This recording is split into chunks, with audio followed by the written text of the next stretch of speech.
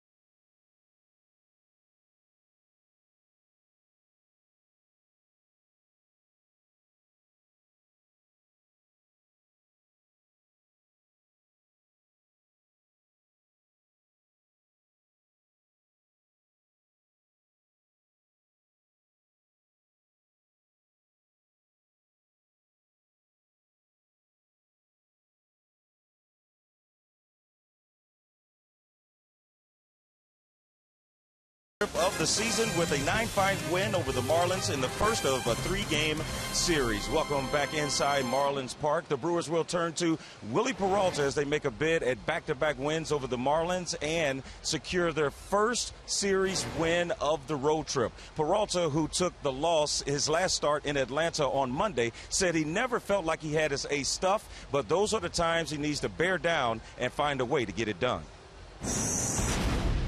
Those kind of start like that, that's the one you have to really pitch. You know, when you have your stuff and command and everything, it's easy to pitch like that. But you know, every time you're not gonna have your best command and again. So when you have those games like that, that's when you have to really pitch and make it pitch. Coming up, the Brewer Bats look to stay hot in South Florida and take a swing at grabbing the first 2 games of the series. Brian Anderson and Bill Shorter are up next with the first pitch from Miami next on Fox Sports Wisconsin.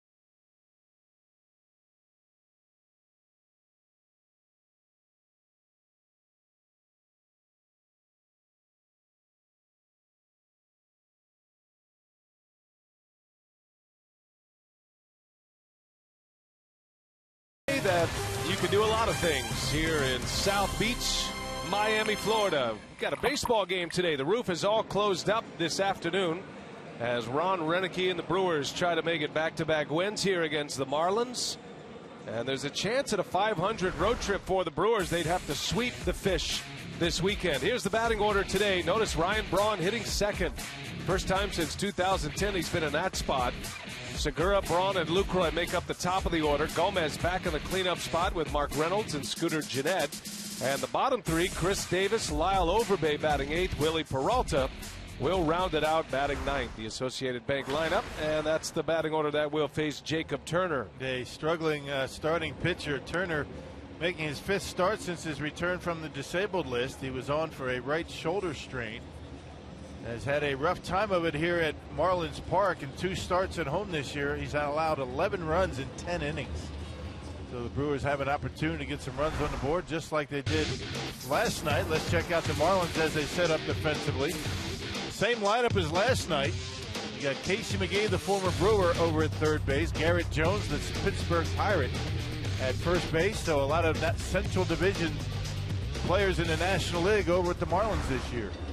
There's Brian Onora. He'll call the balls and strikes. He's also the crew chief today. Doug Eddings, Corey Blazer, Marvin Hudson on the bases. And everybody in place, and we're ready to play ball here at this beautiful venue, Marlins Park. Roof is closed as Segura up there lashing away at the first pitch. Off we go from Miami. Last night the Brewers won 9-5 and had 13 hits in the game. The Brewers actually had a 9-2 lead going into the bottom of the 7th inning. Marlins got within 4, but the Brewers bullpen able to finish the deal, making Marco Estrada a winner yesterday. Segura had 2 hits out of that leadoff spot. He scored 2 runs. He also drew a walk.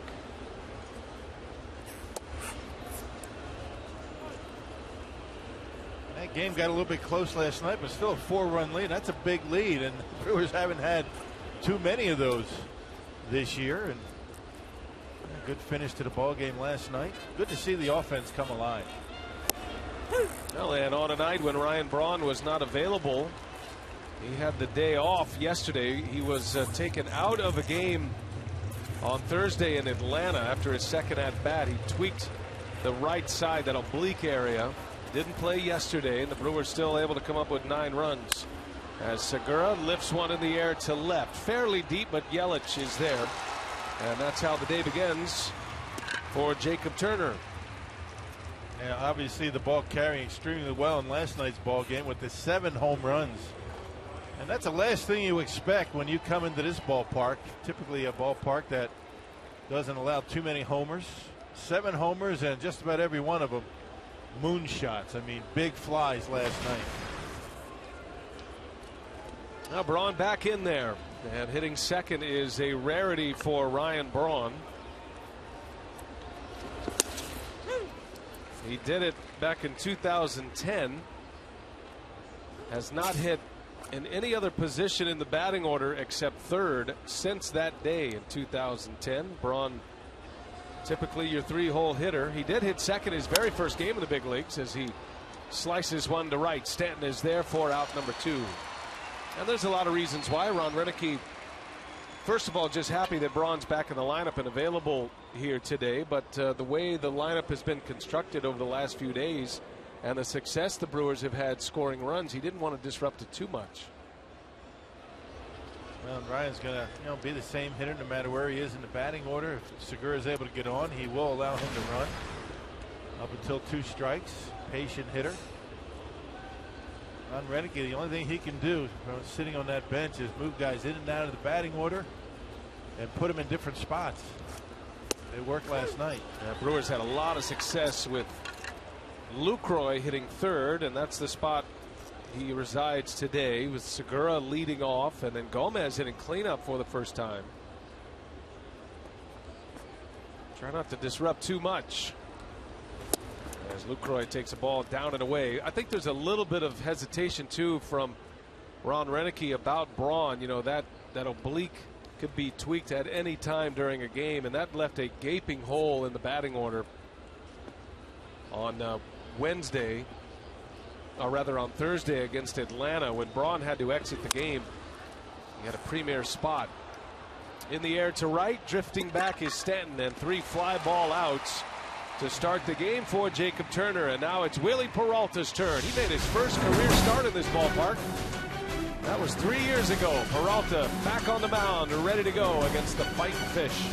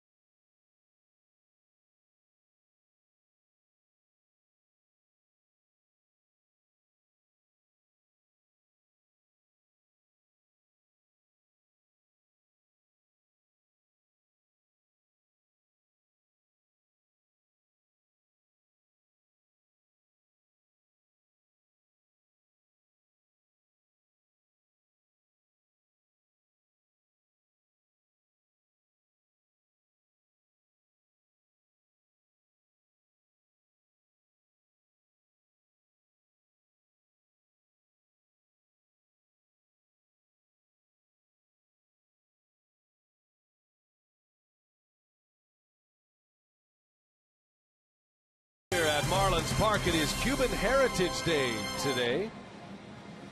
And a lively but fairly small Saturday afternoon crowd. Mike Redmond, second-year skipper of the Miami Marlins. He's got this ball club playing very well to start the year, especially at home. Best home record in the big leagues. Christian Yelich leads off. Derek Dietrich, then Giancarlo Stanton, who had 2 homers yesterday. Casey McGee, Garrett Jones, Jared Saltalamacchia in the middle, with Ozuna, Echeverria, and Turner rounding it out. And Willie Peralta on the mound for the Brew Crew. Yeah, looking for a bounce-back start. Kind of out of rhythm against the Atlanta Braves. Didn't have very good command of his fastball, but he found a changeup, a good pitch for him. That earned run average at 2.18 is good for 7th in the National League so far. Now, Peralta had to grind through 5 innings against Atlanta, through 101 pitches in those 5 innings. And he deals strike 1 to Yelich. Took a loss that day. His losses are against the Diamondbacks, the Cubs, and the Braves. He won 3 straight games in the month of April. He's looking for his first win since May 2nd, when he shut out the Cincinnati Reds over 8 innings. That's been his best start of the year, and he's hoping for that kind of effort here tonight. And not bad when you're talking about a grind start, and he allowed only 2 earned runs. 2 earned runs in 5 innings. I mentioned it took him a lot of pitches. The Atlanta Braves had men on base and were threatening to score in just about every inning. But Willie able to bear down, get the outs when he needed them. Yelich bounces one over to third, and Mark Reynolds will put him away for the first out. That's how the day begins for Peralta. How about the Brewers defense today, courtesy of Menards? Yep, it's same defensive alignment except for Ryan Braun. Ryan back in right field. It was Logan Schaefer in last night's ball game.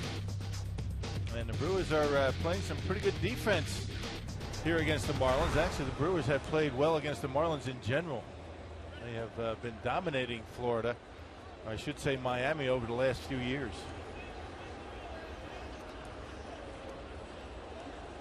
Peralta to face Derek Dietrich, back in the starting lineup again today. Got a little platoon going at second base.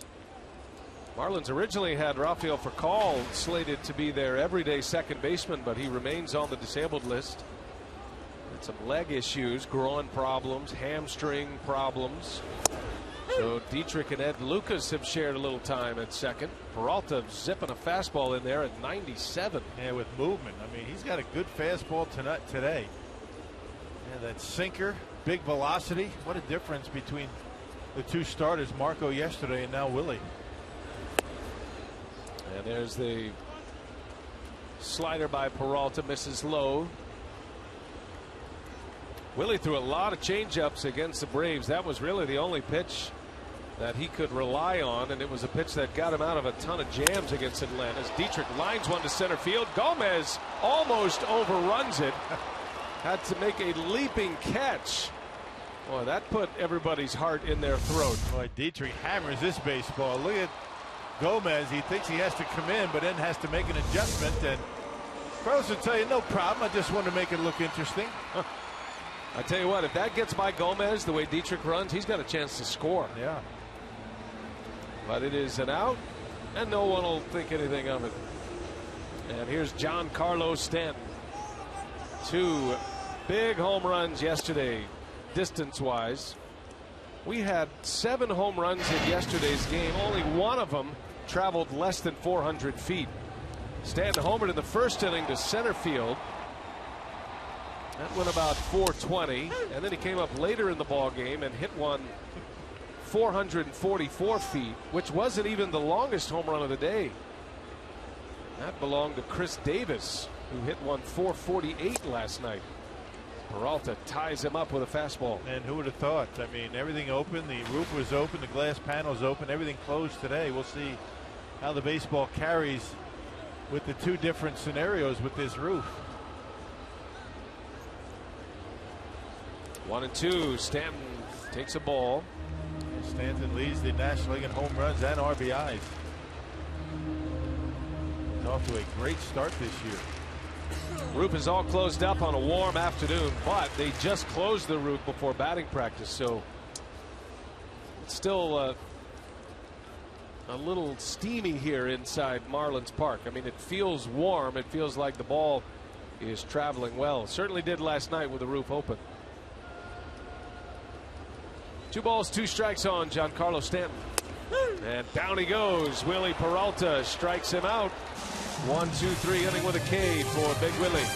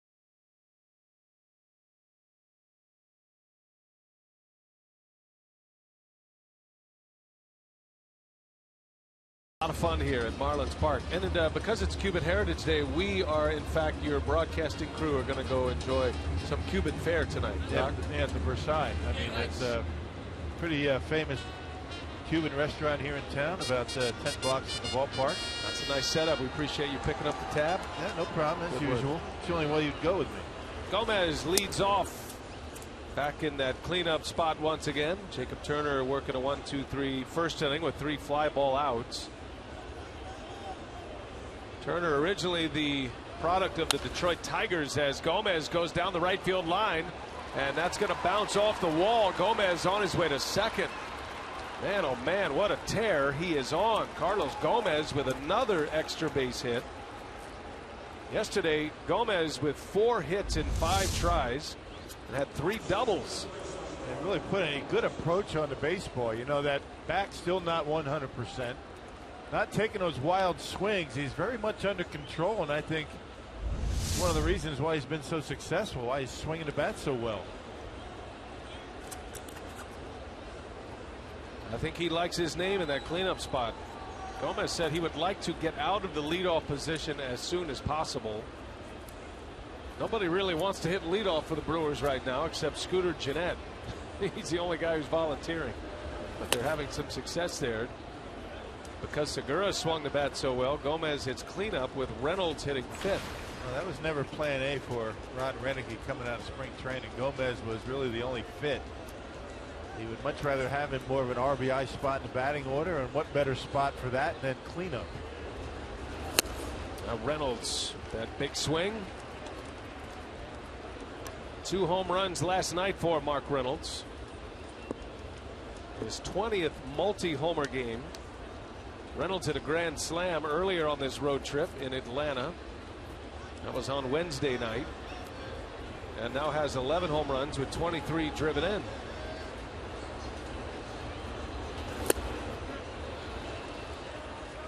And you figure the Brewer hitters are going to get some fastballs to hit today. Turner relies on 3 different fastballs. He's got a 4-seamer, a cutter, and a 2-seamer. He's also got a changeup. But the Brewers are going to see a lot of fastballs today.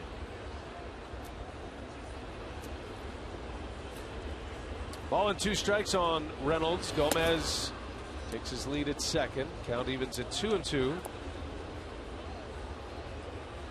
In this series, we have 2 of the most productive third basemen in the National League.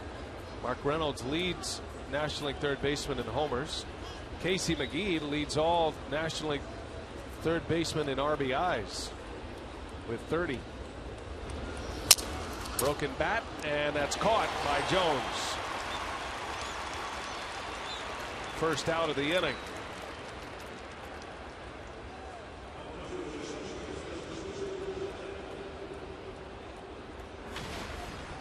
Now to bring up Scooter Gennett now.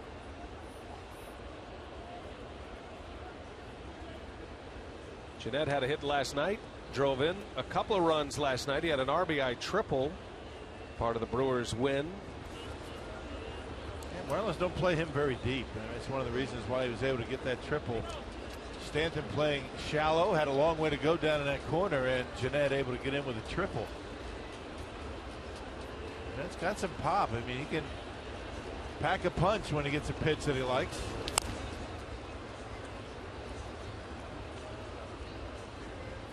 Well, Gennett does have a couple of home runs.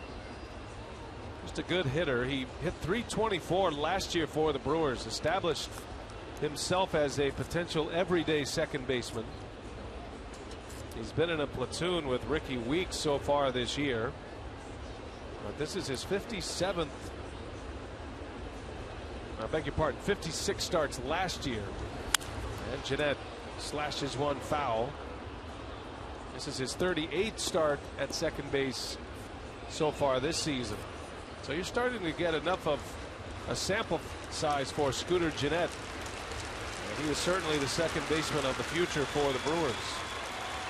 And you figure Ricky Weeks is going to get the start tomorrow against former Brewer Randy Wolf. Brewers are going to take some shots against their old buddy, left-hander Wolf. I saw Randy today, talked to him for a little bit. He's excited about the start tomorrow for the Marlins. He looks like he's in great shape. Has had a couple of surgeries, his second Tommy John surgery. So he said, I've spent 17 months in rehab mode. Says he's probably in the best shape of his life. As Gennett strikes out and the ball gets away. Gomez is taking a big turn. Gennett's going to end up at first. Saltamonte is hurt. That's why he didn't go after it. Not sure what happened. Brian O'Nora is calling him out and pointing Gomez back to second base. The follow through of the swing of Gennett hit Saltamonte on the helmet. And I think O'Nora saying that's a dead ball right there.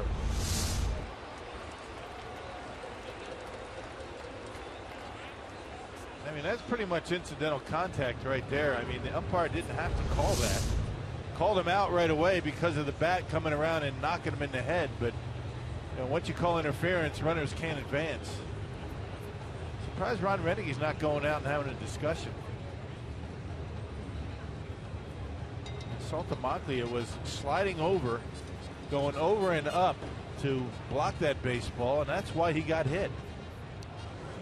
Now that could be a big play here early. Instead of first and third and just one out, 2 outs now with a runner at second. Now Nora popped up right away as the runners were moving and pointed everybody back and called Gennett out. So here's Chris Davis with 2 away.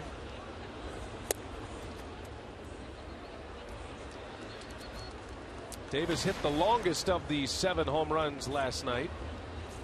That set a Marlins Park record in its short-lived tenure here. This is the 3rd year this ballpark has been open for the most home runs.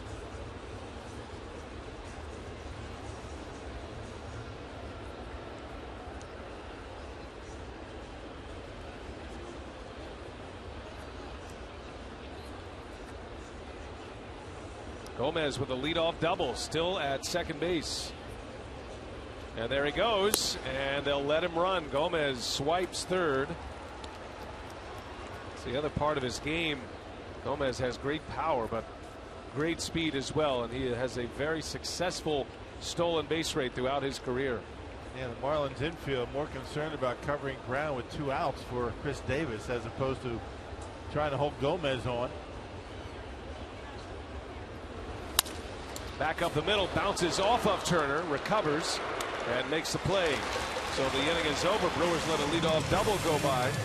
And we head to the bottom of the second, scoreless in Miami.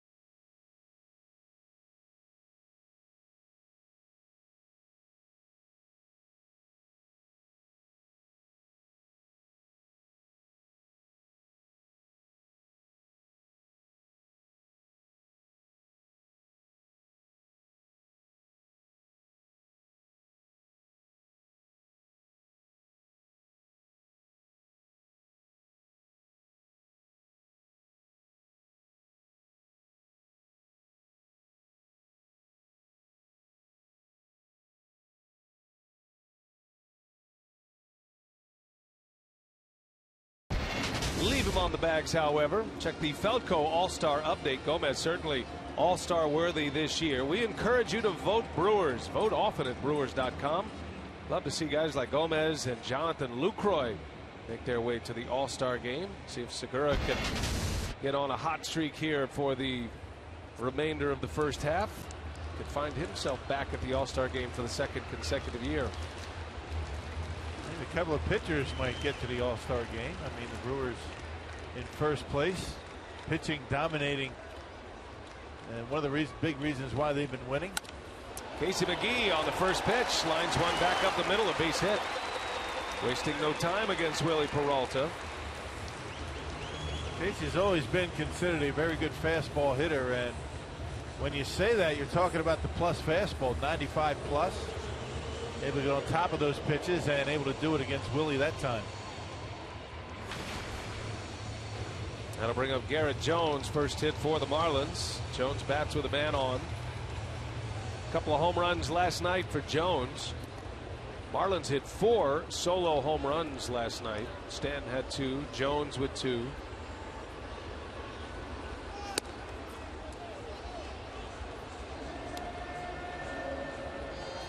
Peralta, good first inning. 3 up, 3 down with a strikeout. An important start for him. He's going along very well. He is starting to emerge as an ace. His numbers bear that out. An ERA of 2.14.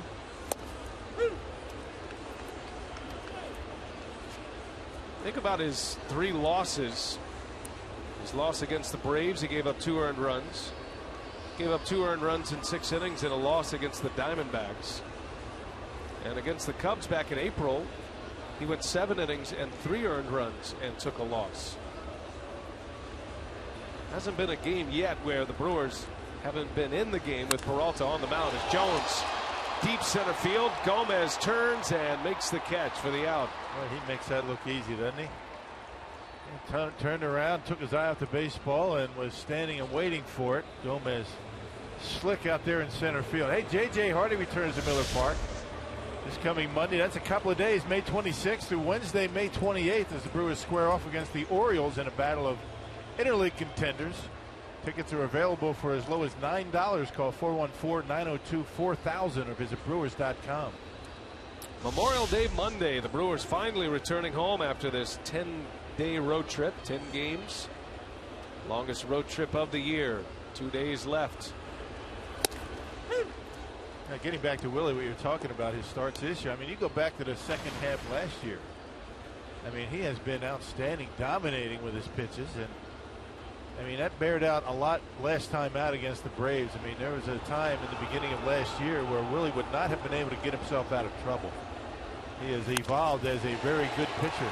That's a fair ball by Saltalamacchia down the line. McGee on his way to third. They're going to try to score him, and the throw is cut off.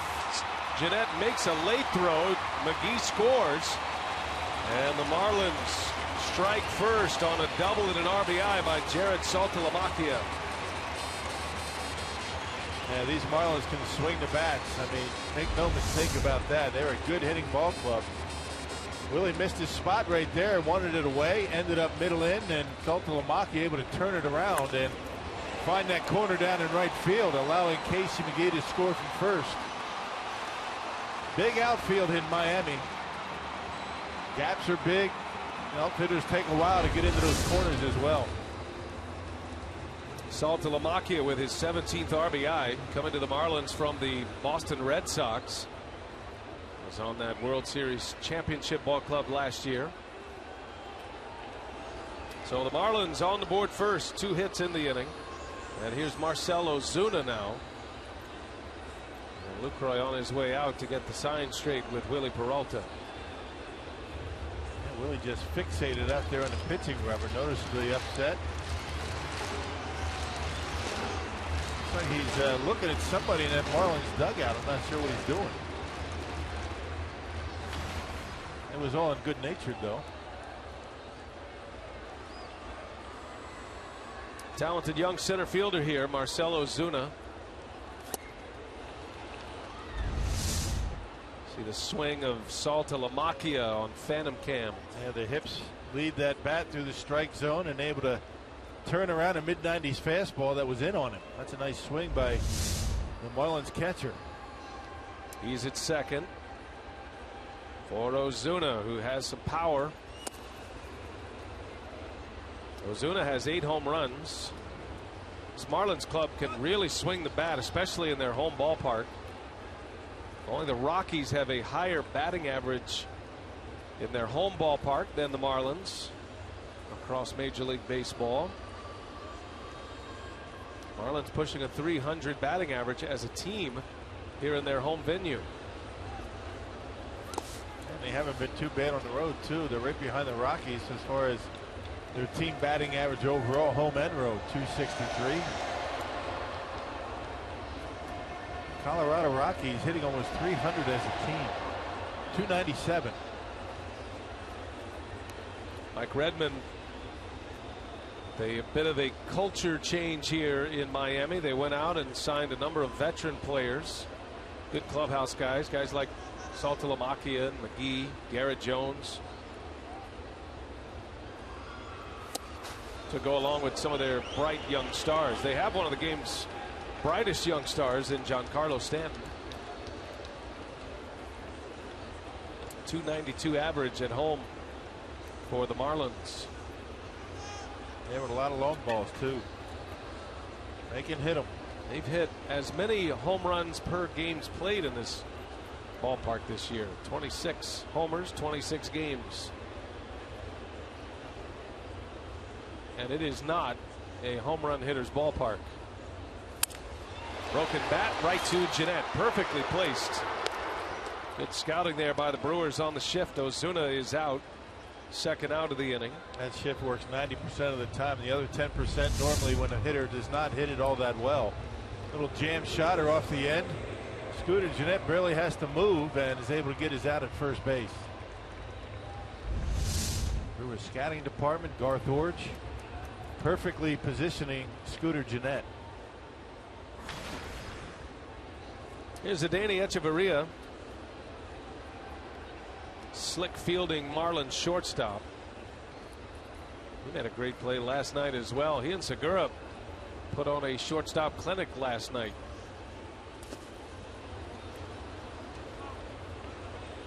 Good block by Lucroy keeps Saltalamacchia at second. Not often a baseball gets by Lucroy. That's how good he's been. Pretty much straight away for Echeverria.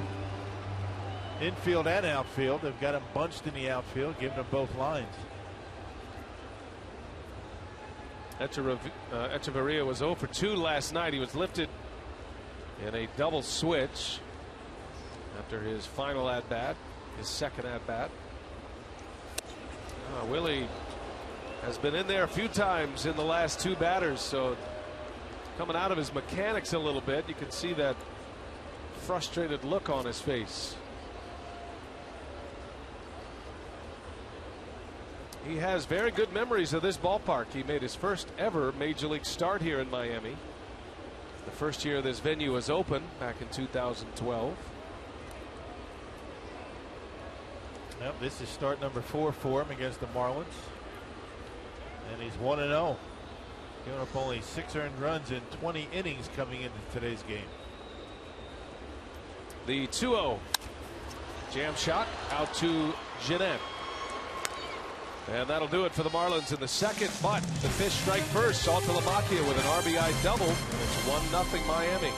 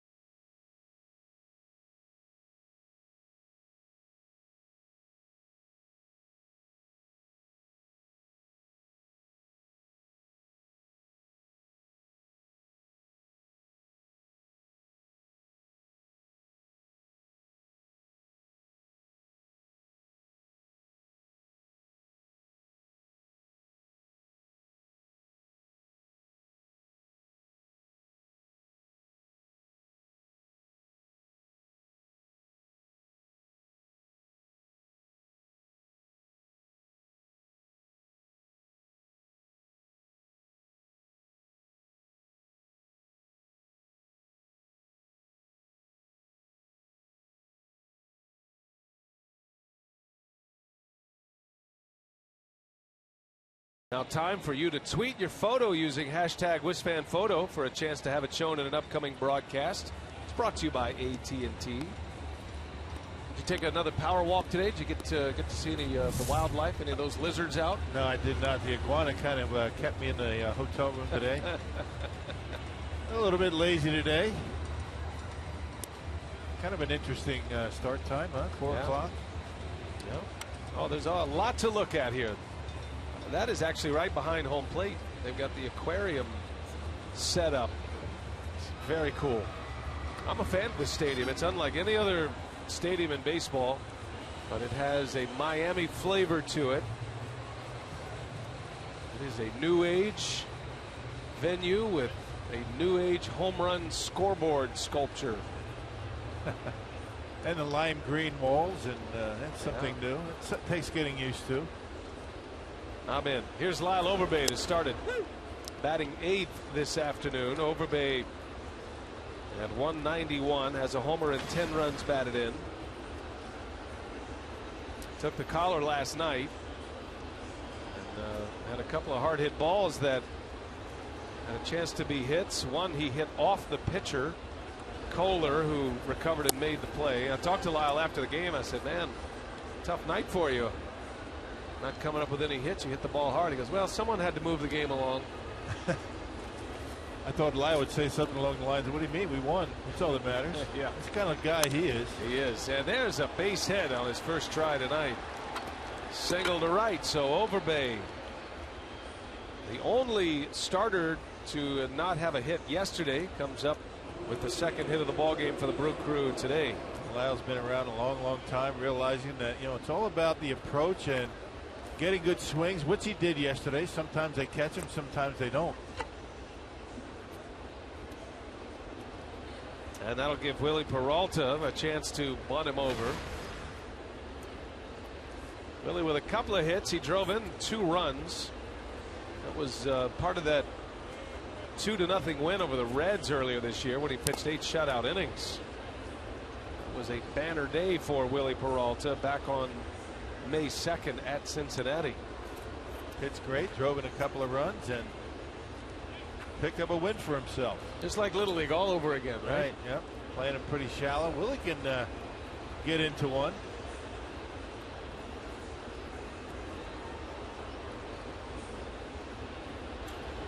Marlins expecting a bunt. Willie squares, pulls it back, only to take a strike. And it's 0-2.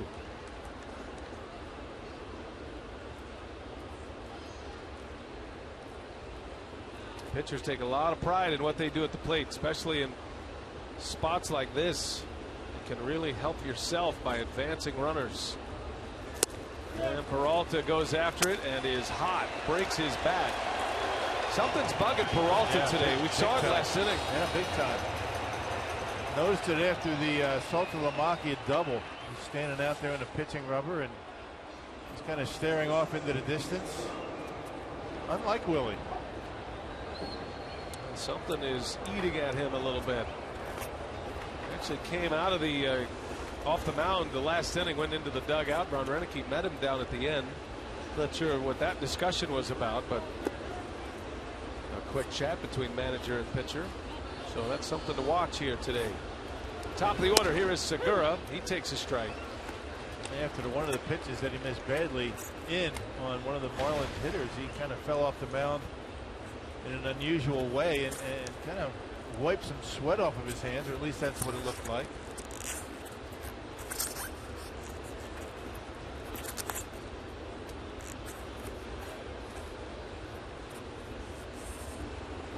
Segura in the hole, a base hit. So the Brewers with 2 on and 1 out. Segura keeps hitting out of that leadoff spot after 2 hits yesterday. Has another one here today. He's 1 for 2 and 2 on for Ryan Braun. Yeah, he might be rethinking that I don't like the leadoff spot thing. I mean, he has been outstanding. That's now 6 hits as a leadoff hitter in 3 starts. 6 hits, a walk, 4 runs scored, a couple of stolen bases. Working out pretty well for him now. Well, it gives Braun a chance to play run producer here.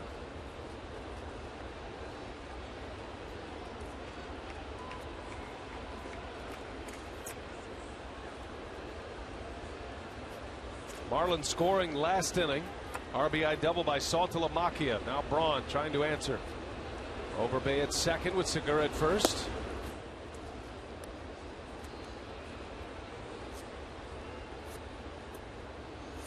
It is normally noticeable after a day off for Ryan Braun. Some of his best games have come in spots like that. He's been nursing this oblique injury. Didn't play yesterday. I thought it was interesting. Ron Renicky said before the game, it is imperative that Braun be able to, if he has a day off, to come back and play all 9 innings, especially with a thin bench as it is. If Braun has to come out of the game, it almost changes the whole, not just the structure of the lineup, but what Renicky can do later in a game. Right. That goes for most of the players in the Brewers starting lineup.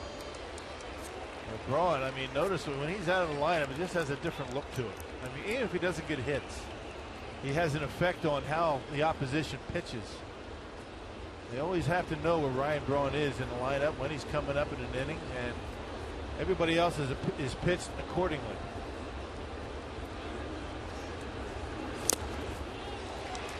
Well, it's been a tough road trip for Braun. He is now 4 for 24. Does have a home run. That was in Atlanta. But he's hitting around 200 since coming off the disabled list. Doesn't have that free and easy swing like we're accustomed to seeing. Everything seems to be to the opposite field for Braun. Shortening up that stroke a little bit. The 2-2 and a bouncer up the middle. backhanded by Dietrich to second for one. They don't get the out at first. Segura goes crashing in at second base to keep the inning alive. And Segura gets up hobbling a little bit. So Braun reaches on a fielder's choice. It'll be a first and third now with 2 away.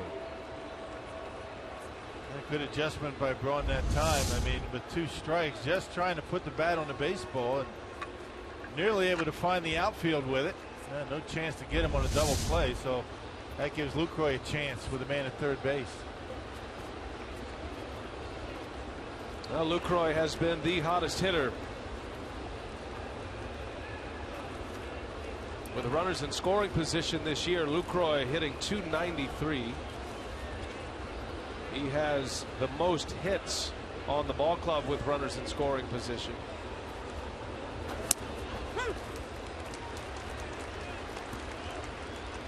Checking on Segura, Mike Guerrero, one of the Brewer coaches, making sure he's all right. Lucroy on this road trip is now 13 for 32. That's 400 plus. A couple of hits last night.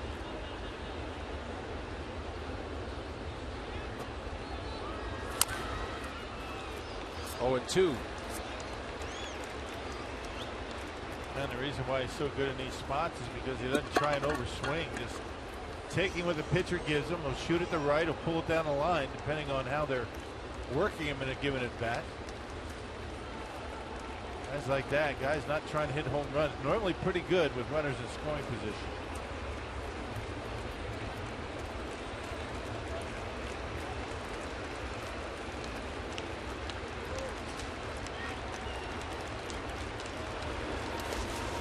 Nice block. Saltalamacchia keeps the runners in their locations.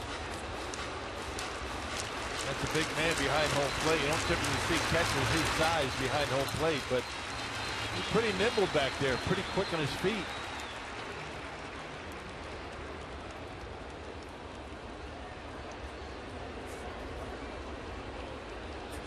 Lucroy in a hole, 1 ball, 2 strikes. Brewers trying to get one on the board here against Jacob Turner, 23-year-old right-hander. Now in his 3rd year as a Marlin.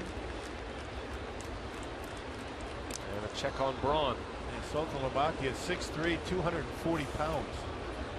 You got to be big to have a name like that. You need lots of jersey space to fit that last name across the back. That's right. You don't see many catchers that size anymore. Bill Schroeder size. Yep, Lance Parrish, Carlton Fisk. Ready for a 1-2. Braun takes his lead at first, takes off. Lucroy lines one right to Echeverria, and the inning is over. Tough break. Brewers have had a couple of line shots in this game.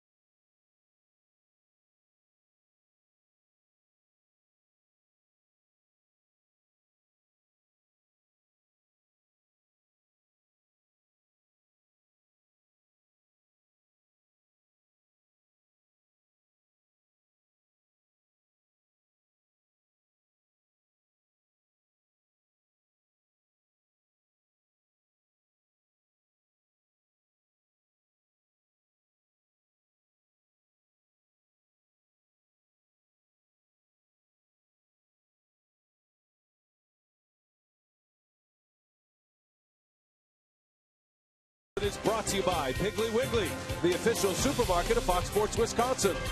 By Marshfield Clinic, don't just live, shine. And by First Supply, with 115 years of service and 28 locations, professional contractors choose First Supply. Beautiful Saturday afternoon in Miami, Florida. Not too far from downtown in Little Havana. We are at Marlins Park. Willie Peralta back at work. We head to the bottom of the third inning. Marlins coming up. They lead 1-0. Jacob Turner, the Marlins pitcher, will lead off. 9-1-2 due up. Marlins on the board in the second with an RBI double from Saltalamacchia, their catcher.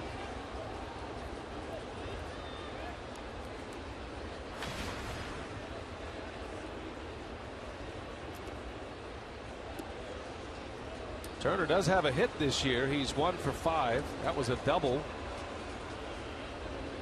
Has not been thought of as much of a hitter, and he strikes out. Peralta makes quick work of his mound opponent. Well, that brings us to today's Tavern of the Game winner. It's Village Limit Supper Club in Little Chute, Wisconsin. And they call the Brewers in the next 24 hours. They get 40 Miller Lite beer pen tickets to a Brewers home game. This offer courtesy of the Tavern League of Wisconsin and Miller Lite. Back to the top of the order for Peralta.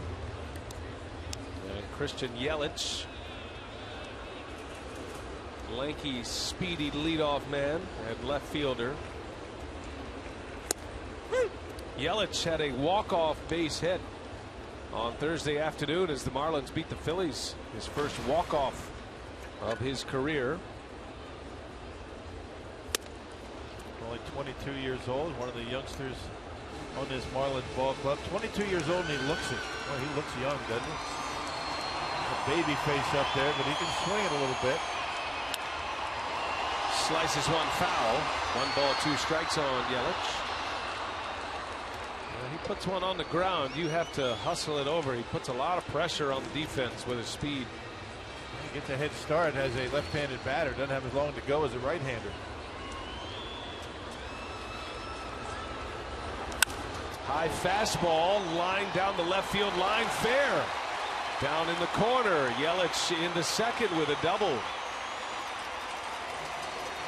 You don't see many able to get good wood on a high fastball from Peralta with his velocity, but Yelich able to square it up and an extra base hit with 1 out. A little bit easier for a hitter when it's up and away as opposed to up and in. That's exactly where that one was. Gives the hitter a little bit more time to get the bat on it. And he just slices it right down that left field line for a 1 out double. It's a good swing. Both times the Marlins have been able to come up with doubles. It's been mistakes by Willie, location mistakes.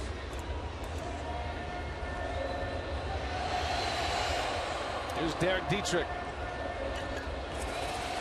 Yelich and Dietrich hitting in the top 2 spots of the order. Been a tough May for them. Their on base percentage, slugging percentage dropping in the month of May. Has a lot to do with a slight runs outage in this month. They got off to a great start in the first month of the year, did the Marlins. Dietrich sharing time at second with Ed Lucas.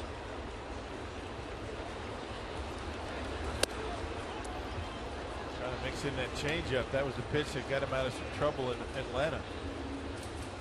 Do it for strikes. Behind in the count, got some outs with it. Always holds the ball in the changeup grip prior to taking the sign.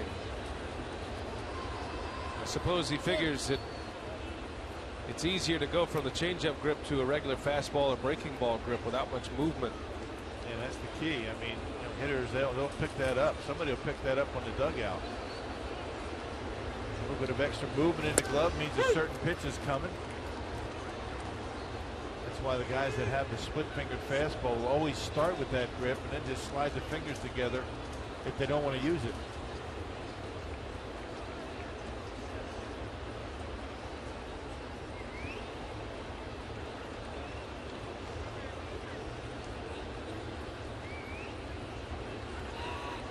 Pickoff play, close, just back is Yelich. It's a good catch by Segura. Yes, it was. That ball right on the bag. I mean, literally on the bag. And Pretty close play. Yelich able to get back. Check this throw out. Good job by Gene Segura. Get around the base runner and catch the baseball and almost get it out. Segura thinks he got him, so he's encouraging Renicky to come out and perhaps issue a challenge. At least let John Shelby, who's monitoring the replays down in the clubhouse, to take a look at it. We'll see if we can give him a look. Catch, tag, got him. That ball actually bounced. And Segura able to keep it in the glove, and pretty close play at second base. Question is, do the Brewers think it's enough to ask for a review? Renicky staring in here, waiting on Jerry Narron, who is in communication with John Shelby underneath, and guess it's not close enough to review. See, there's a hand, not quite yet on the bag, but is the ball in Segura's glove? Hard to tell.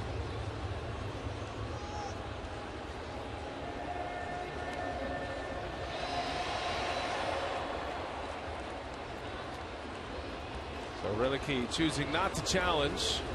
1 ball, 1 strike, the count on Dietrich. 2-1. I love the way this whole review process plays itself out. You know, the umpire, once the manager goes out there, will actually put his back toward the dugout of the manager so they doesn't have to kind of look around. So he's looking right into the dugout while they're having a chat. It's a team effort out there. Manager and umpire. I wonder what they talk about during that time. There's never any arguing going on. No.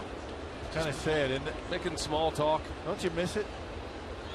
It's a much kinder, gentler manager umpire interaction these days. I mean, if you're an umpire, you say, what are you arguing about? Just ask for a review. If you don't want to use a review, get out of here. And he's got 30 seconds basically. That's the nature of the rules, is that a manager has 30 seconds to make up his mind. So, and once it gets out to the umpire, now you've seen Mike Redmond take a good 20 seconds to get out to the umpire, maybe longer. Some managers a little bit quicker to get out there than others.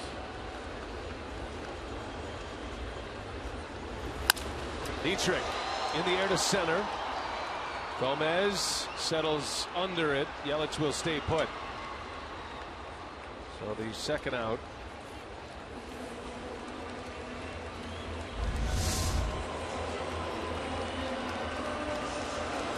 The two-seam fastball right off the end of the bat.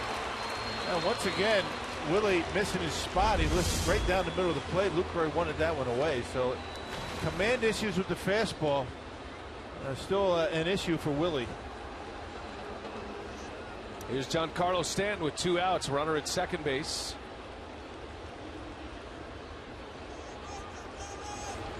It is nice, though. If you miss your spot, you've still got about 96, 97 miles an hour. Yeah, he's got some room for error with that velocity. Velocity and movement, both of them. If Kyle Loesch misses that badly with a fastball, it's probably going to end up in the seats. And that was a story from Marco last night. 4 home runs allowed last night, all on fastballs that he got too much of the plate with.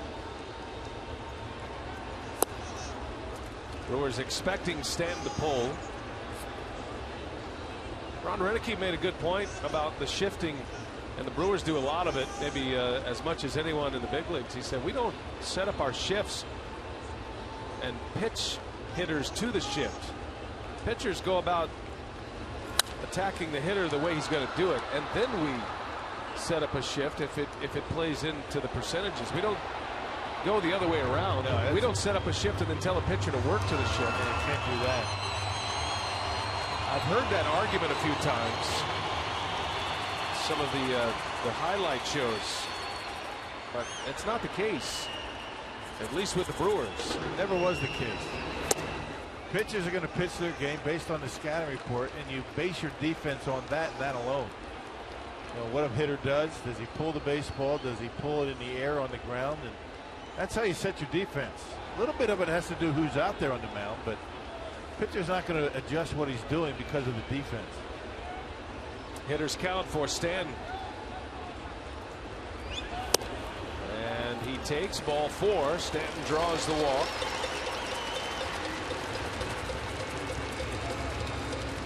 kind of shifting you'd see with the Brewers with a hitter. And in general terms, when you have a pitcher like Peralta has a good slider and a right-handed batter, the miss for the batter when he's fooled is going to be a rollover ground ball. That's why you see the infield on particular hitters, especially guys like Stanton. But you might not play a hitter to pull as much with Willie out there on the mound as you would with Marco Estrada.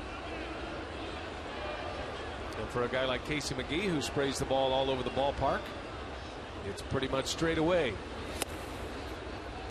Willie really fighting his mechanics here. He's fallen off the mound a few times. This is what we saw in Atlanta.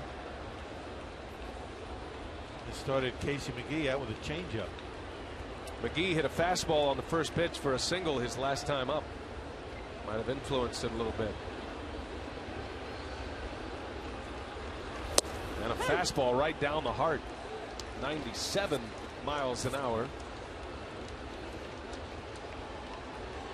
That's a pitch Casey McGee didn't see a whole lot of in Japan last year. He said he has become a very good breaking ball hitter after a full season in Japan. Yeah, said he learned a lot. We talked to him before the ball game today around the batting cage. Got jammed a little. Segura backhands it. And his throw across the diamond is late. Indecision by Segura. I'm not sure why he thought to go to third base. I mean, with Casey McGee running, you have plenty of time, even a ball that's in a hole like that, the backhand. He looked at third, he looked at second, and then threw wildly at first base. Not sure why he did that. Went through that progression. With Casey running, you have a play at first base right away. Doesn't run at all, and he got nobody. Well, that keeps Peralta on the mound. And we'll have to deal with a power hitter in Garrett Jones. Bases loaded for the Marlins. Key batter for Willie Peralta in this game right here and now.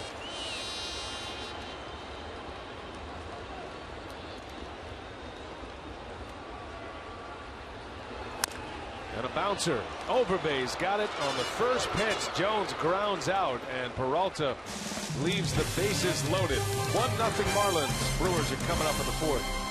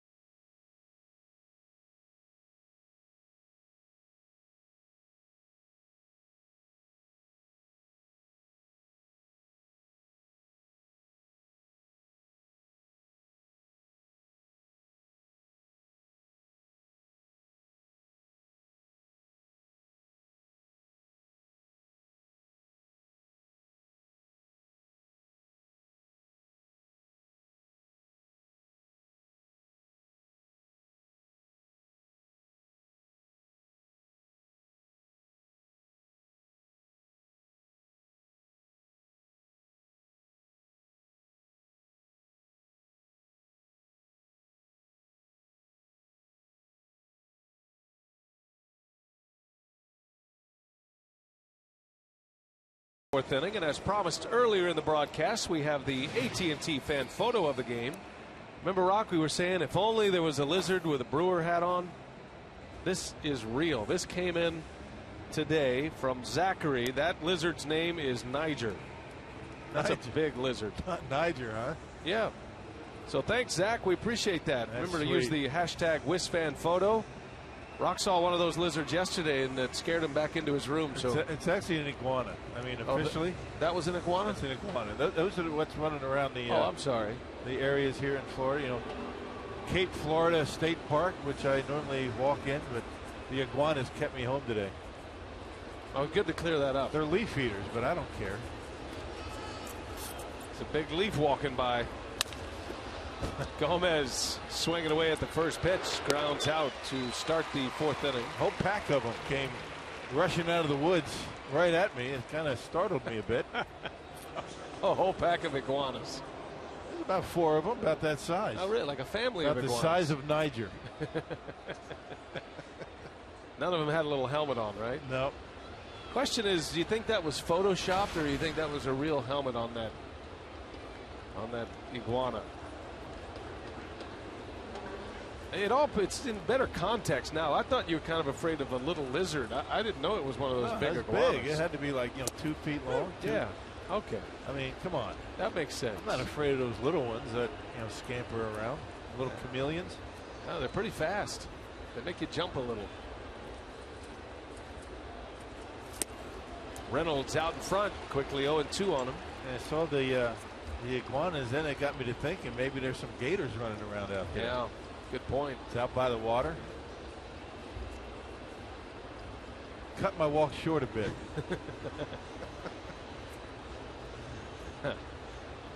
Here's the 0-2, and it's in the dirt. 1 ball, 2 strikes on Reynolds. I mean, gators, they really won't mess with you unless you got to stay a body length away from an alligator, and he'll stand there all day. Now, crocodiles will come after you. They're aggressive, especially get around the eggs. That's what I've been told anyway. There's a shot back up the middle and a base hit. Mark Reynolds singles to center field. I would love to see you stand a body length away from an alligator. I really would.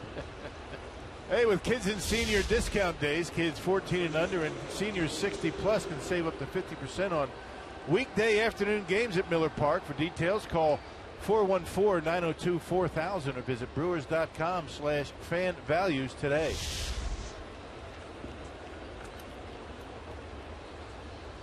Here's Scooter Gennett, Florida native. Sure, he's wrestled a few alligators in his life.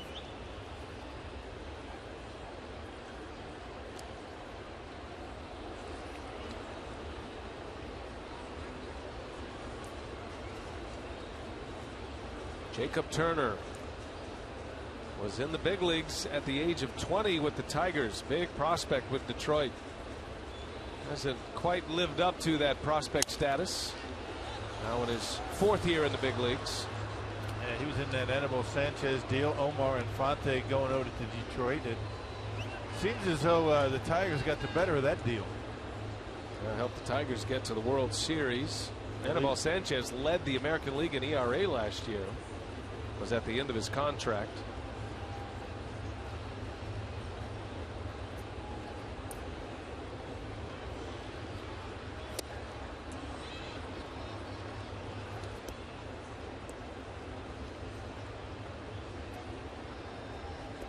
Turner is from St. Louis.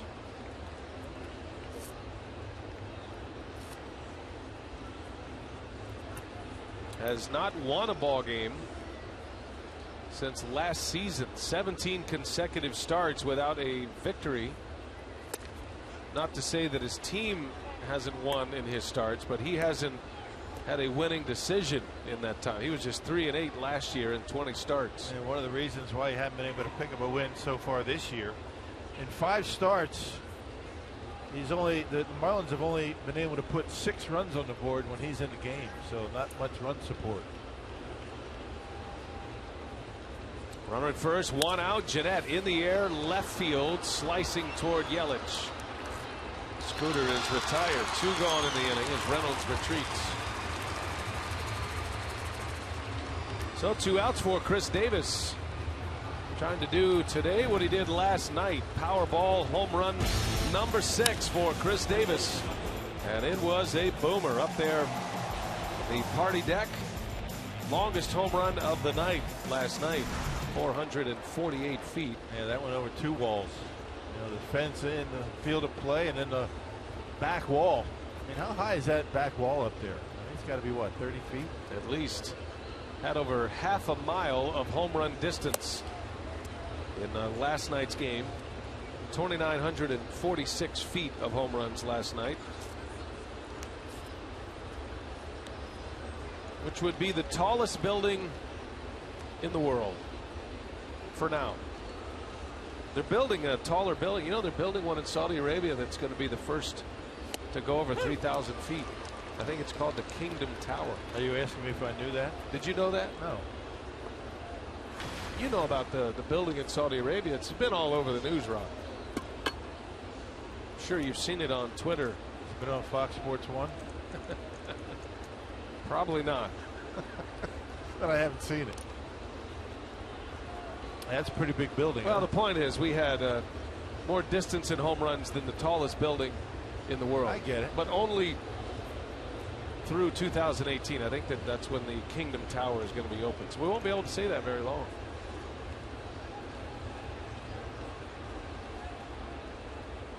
Reynolds caught off the bag, and he's out at first. And Mark Reynolds with Davis at the plate gets picked off. That's a no-no. Inning over.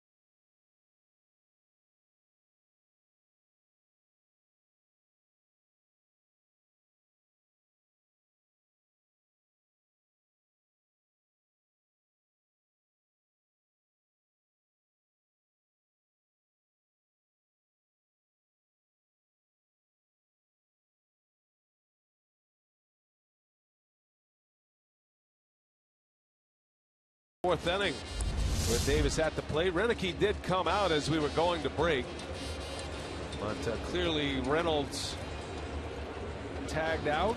I think Mark thought he had made it back, but I think he got him on the leg. Got him on the leg, never got him on the body, and Reynolds slid right by the bag and not able to grab the base. That is a no-no. Leads us to our carsoup.com email the booth question. What major league team has never lost a postseason series? Two-time World Series champion Florida Marlins at the time.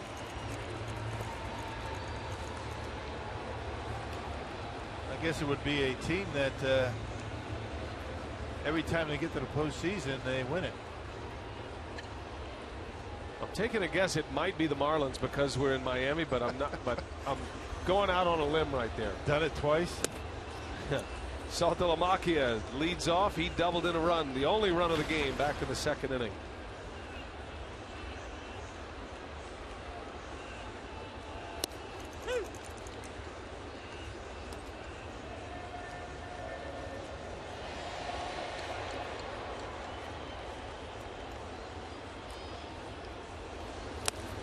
Marlins benefiting from the wild card rules in baseball. Both of their World Series wins, they entered into the postseason as the wild card team. Saltalamacchia slices one foul. Craig Counsell, Brewers staffer, big part of that first World Series title.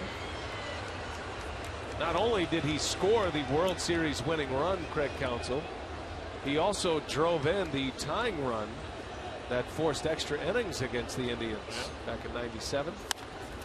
There's a bouncer over base, scoops it up, and he'll take it to the bag himself for the first out.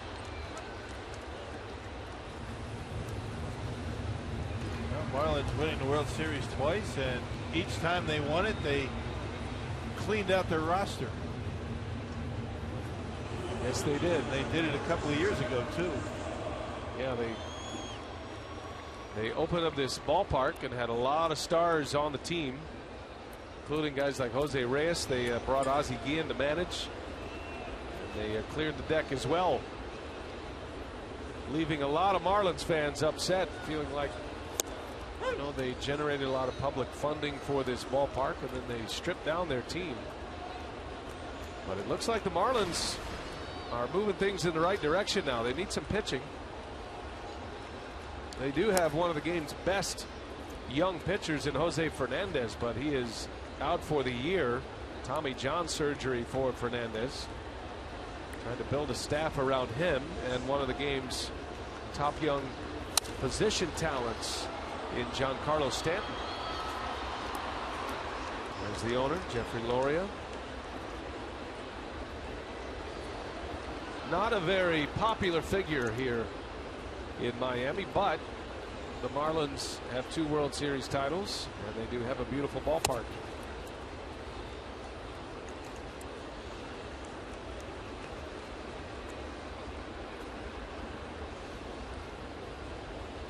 Another talented young player here in Ozuna. 2-2. Willie delivers, and he lays off. 3 balls, 2 strikes.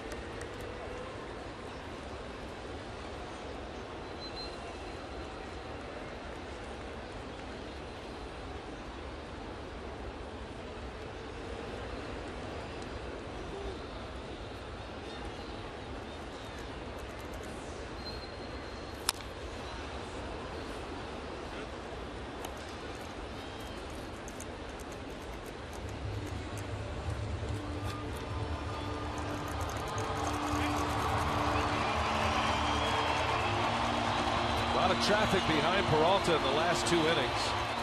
Stranded the bases loaded last inning. Gave up a run on 2 hits in the second. Could use a clean one here as Ozuna dribbles one foul. Really got him to chase one out of the zone. Yeah, last 2 starts he's had a lot of traffic on the bases. Atlanta Braves had men all over the bases in each of the 5 innings that Willie threw. Actually, Willie stranded 10 base runners in 5 innings against Atlanta. Popped him up. Best fastball of the day by Peralta. And a routine fly ball out. 98-mile-an-hour heat gets Ozuna for the second out. Up and in, and all Ozuna could do was get underneath, and an easy out to Ryan Braun. Adeiny Echeverria now with 2 away. That's what we're talking about. I mean, location, not as important. It's always important, but not as important when you're throwing that hard. Marlins with 4 hits. And a shot to second right at Jeanette. On the first pitch, Echeverria is out, and Peralta has a 1-2-3 4th inning. 1-0 Marlins. To the 5th we go.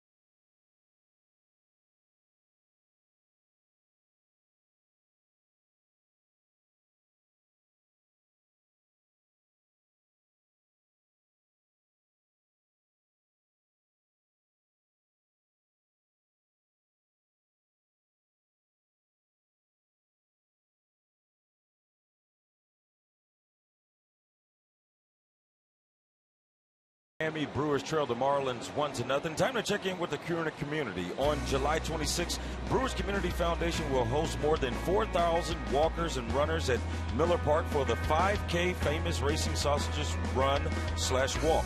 The event is an annual favorite. Proceeds will support Fisher House, a needed hospitality house for families of injured military receiving support from the Veterans Administration Hospital. This race provides a unique opportunity to run with the sausages into Miller Park along the warning track. See yourself on the scoreboard as you zoom to the finish line. Sells out every year, so make sure you go out to brewers.com/BCF to register, right? All right, Telly, thanks. Always a great cause. Telly usually runs in that event, or walks, or run/walk. I'm not sure exactly what he does. No, I've seen him zoom to the finish line. Oh, nice. Chris Davis leads off. He was at the plate when Mark Reynolds was picked off. By the way, Telly Hughes is the second most famous Hughes in Miami, you know. Right, his brother's in TV, right? He's a big star down here, too.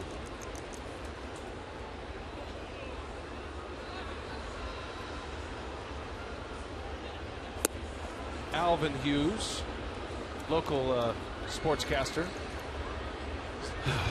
How's that, Telly? You hang out with your brother? I'm used to it. He's older than me, so I'm used to being the second most anything in my family.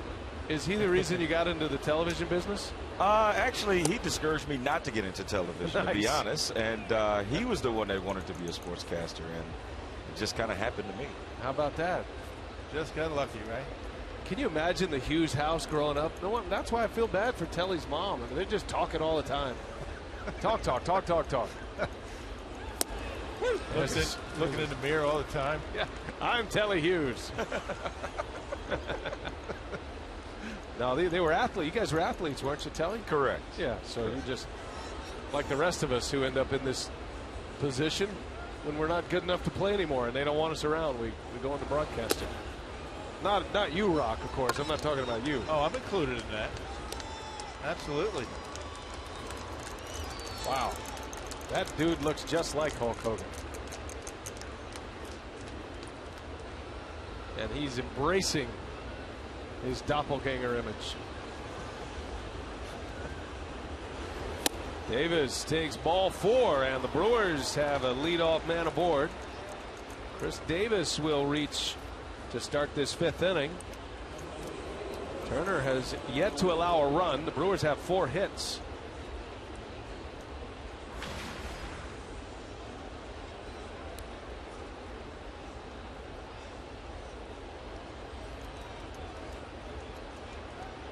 Well, it'll be Lyle Overbay. Brewers are down at the bottom of their order. It's always a key hitter when you get a man on in the 7 spot with the pitcher due up next. Overbay can do his best to make this a big inning. Another base hit, have Willie bunt everybody over and get back to the top of the order. That was a nice at bat by Chris Davis. So he's had a couple of good at bats today.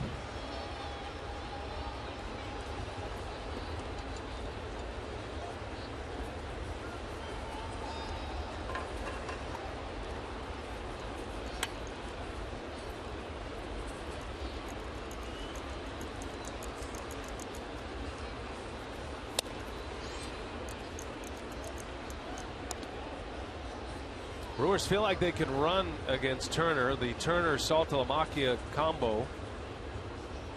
Might not be a running spot here. We'll see what Renicky wants to do down at the bottom of his order. You got to get the right guys on. Davis really not a base stealer. You don't want to run yourself out of an inning. Marlins playing for a double play ball. Gomez does have a stolen base today. He stole 3rd base. Davis hasn't even tried a stolen base this year.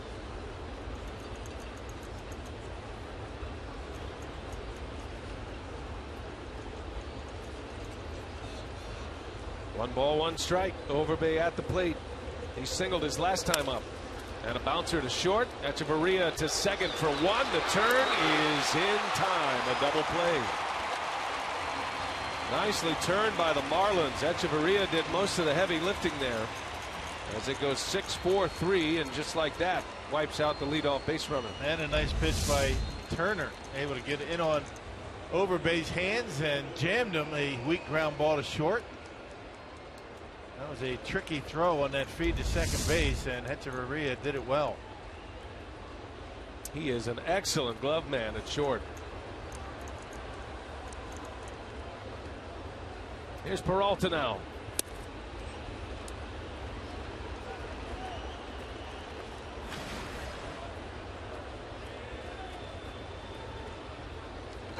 Willie Peralta has more power than any of the starting pitchers, but he's never homered in a big league game in the regular season. He did have a couple of home runs in a game in spring training. And they're playing him pretty shallow in the outfield, even with 2 outs and nobody on.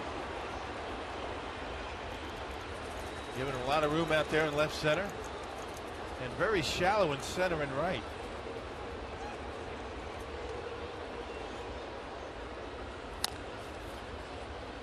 One ball, 2 strikes on Peralta. Turner really having a good day out there on the mound. He's been locating well. The 3 different fastballs that he's been throwing, the sinker, the cutter, and the 4-seamer.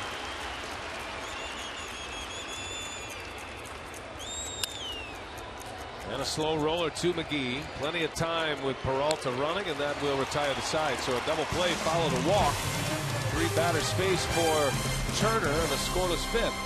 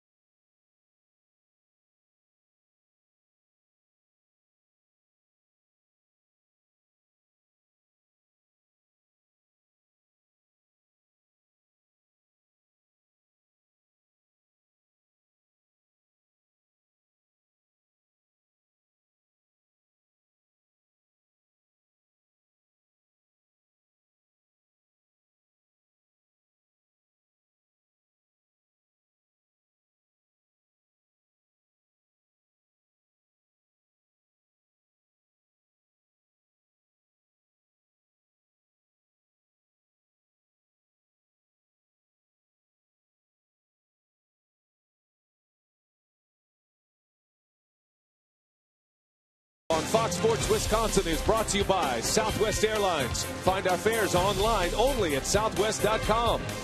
By the Wisconsin Lottery, reminding you to please play responsibly. And by Miller Lite, now in the original can, it's Miller time. The beautiful beaches of South Florida. Good day to be there. Great day to be here inside Marlins Park, where the Marlins lead the Brewers 1-0. Pitchers duel so far. Peralta hasn't been on his A game, but he's been able to get through the first 4 innings. He'll have the pitcher lead off this 5th inning. 4 hits, 1 run given up by Peralta. That RBI was Jared Saltalamacchia, who doubled and drove in Casey McGee in the 2nd inning. 9-1-2 coming up for the Fish. Turner, Yelich, and Dietrich. If anybody gets on, Giancarlo Stanton will hit in this 5th inning. That would be a bat you would hope to avoid here with men on base.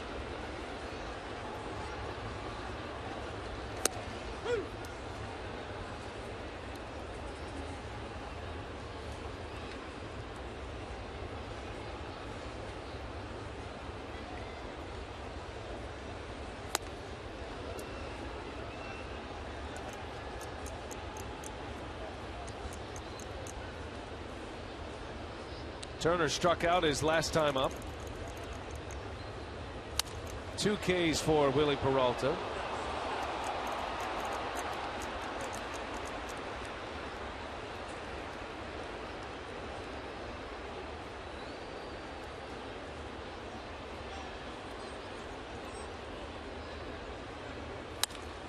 And a liner slicing foul. Turner doesn't have much of an average throughout his career, but he looks like he handles the bat all right. Yeah, pretty good swing right there on a slider that was up in his zone and hit it pretty well. And a bouncing ball. Jeanette is over, lays out to his feet, can't get the handle. And that'll be an infield hit. Good try by Jeanette, but he couldn't find the baseball. It was going to be close at first. But Turner is aboard on an infield hit. And now 2 for 7 so far this year. He does look like he has a pretty good idea up there at the plate.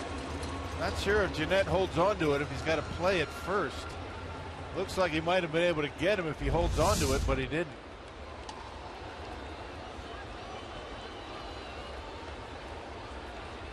And so Peralta going to have to bear down here with the lead man on.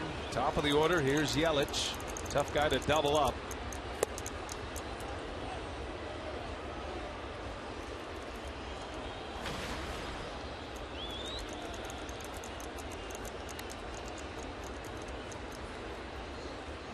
Got a little pop in that bat. 5 home runs out of the leadoff spot. Not bad. And Peralta missing badly. 2-0 the count on Yelich. A danger inning with the heart of the order looming if you have men on base.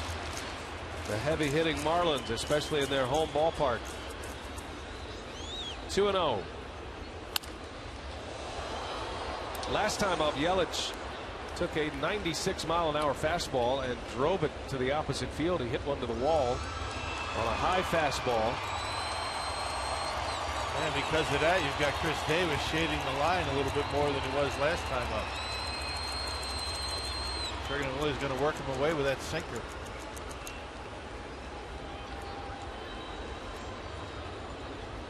Two and one. Turner, the pitcher at first.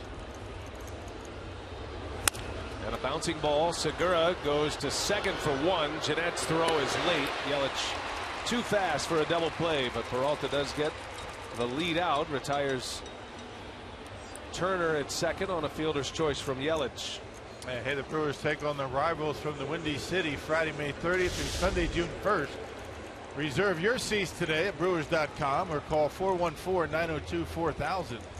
When the Chicago Cubs come to Miller Park for a weekend series, Chicago Cubs took 2 out of 3 from the Brewers on this road trip. The Brewers looking to repay that series loss. And the Cubs and the Brewers have split the season series thus far, 3-3. Brewers have a chance to make this a 500 road trip, but they'd have to sweep the Marlins this weekend. They have to win today and tomorrow. Dropped 2 out of 3 to the Cubs. They lost 3 out of 4 to the Braves. But the Brewers still 9 over. There's a liner to right. Dietrich with a base hit. Yelich on his way to third.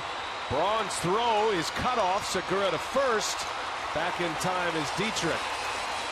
And now the Marlins have it set up. First and third with 1 out after the base hit by Dietrich. And got a slider. And he left it up, didn't get it in. And Dietrich gave it a hook it into right field. Well, he had made 2 mistakes with his breaking pitch. That was a mistake. Didn't do much, just kind of spun up there, and Dietrich lined it hard into right field, and Yelich with great speed able to get into third base. It's like every base hit that Willie's allowed today has been on a mistake up in the strike zone.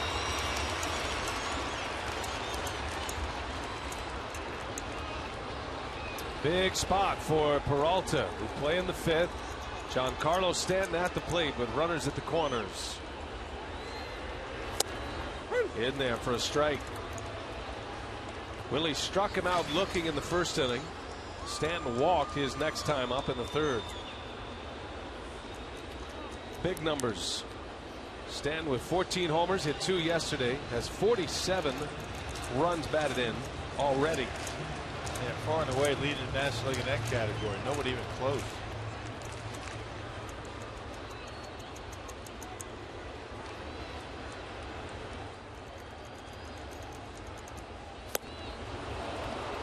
Got him to chase a slider, and it's 0-2 on Stanton. That pitch set up with the first pitch, a down and in sinker. You go down and in, down and away, and let's see what he does here. Doesn't have to make a good pitch. Stanton hit an 0-2 fastball out of the ballpark yesterday on Marco. Lucroy sets up inside. And a fastball swung on and missed. A power sinker from Peralta. Big strikeout to get Stanton. 2 gone in the inning. Yep, fastball, slider, fastball, and there's a good pitch by Willie. Look at the way that pitch moves, goes down and in on Stanton, and he swings right over the top of it. A 3-pitch strikeout to a pretty good hitter. And there aren't many pitchers in the game that have another gear like Peralta. That was something. Well, now he has to deal with Casey McGee, who has 2 hits today. Always ready to pounce on that first pitch. First and third, 2 outs, 1-0 Marlins. And McGee takes a ball.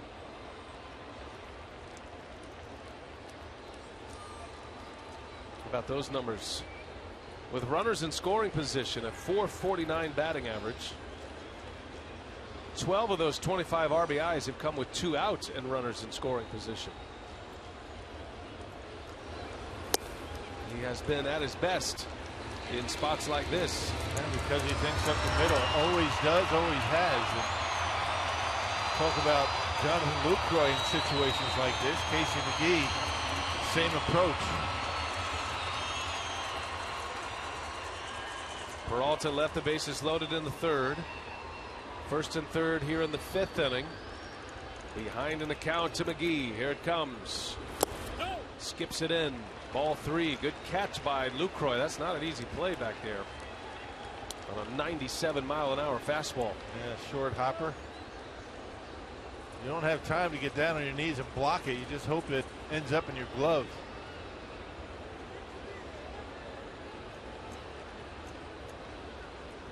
See if he has a green light. 3-0. Taking all the way, takes a strike.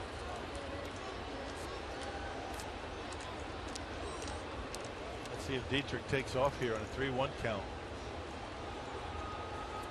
Garrett Jones would be next. Peralta got him to ground out with the bases loaded in the 3rd inning.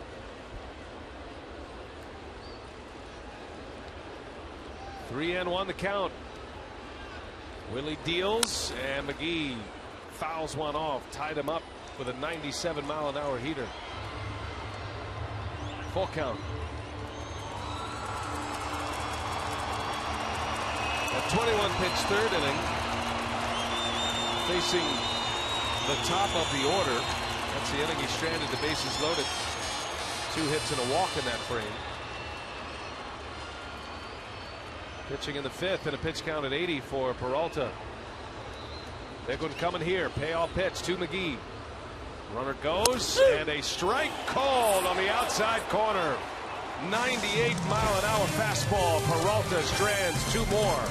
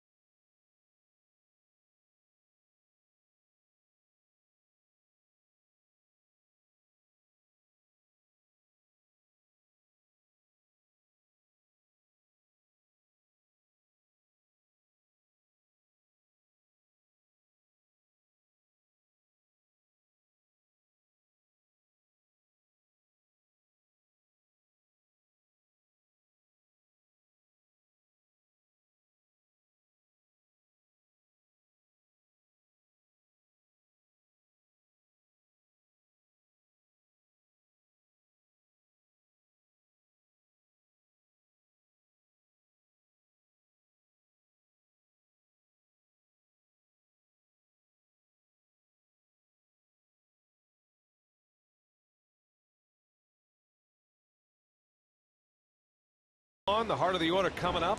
Jimmy John's freaky fast delivery and a couple of bullets by Peralta. One to strike out Stanton on a 97-mile-an-hour fastball. Then goes 98 on the black on the outside corner to get McGee. And Willie fired up. You got Stanton on the two-seamer. You got McGee looking on a four-seam fastball on the outside corner.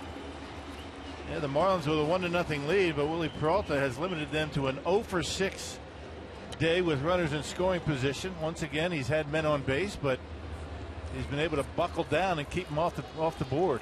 We'll see if the Brewers can finally have an answer for Jacob Turner, who starts Segura with strike one. Segura is 1 for 3. I beg your pardon, 1 for 2. Singled in the third inning. And his third at bat. Top of the order here. Braun due up next, then Lucroy. 1-0 Marlins.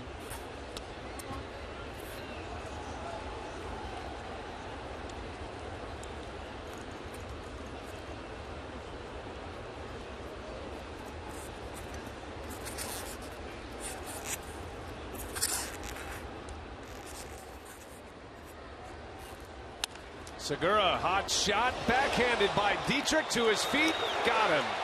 What a play by Derek Dietrich. Taking a hit away from Segura. Able to bounce up quickly and make the throw. I mean, Segura gets down that line extremely well. He shaded up the middle. Couple of hops, able to smother it and get up and make a good throw to first base and get Segura by a couple of steps. Not only was that a good play, he did it quickly. And Segura barely in the picture when he got the throw to first base.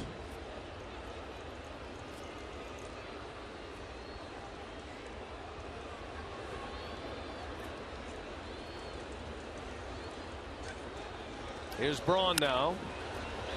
A little late on the fastball as he fouls it away.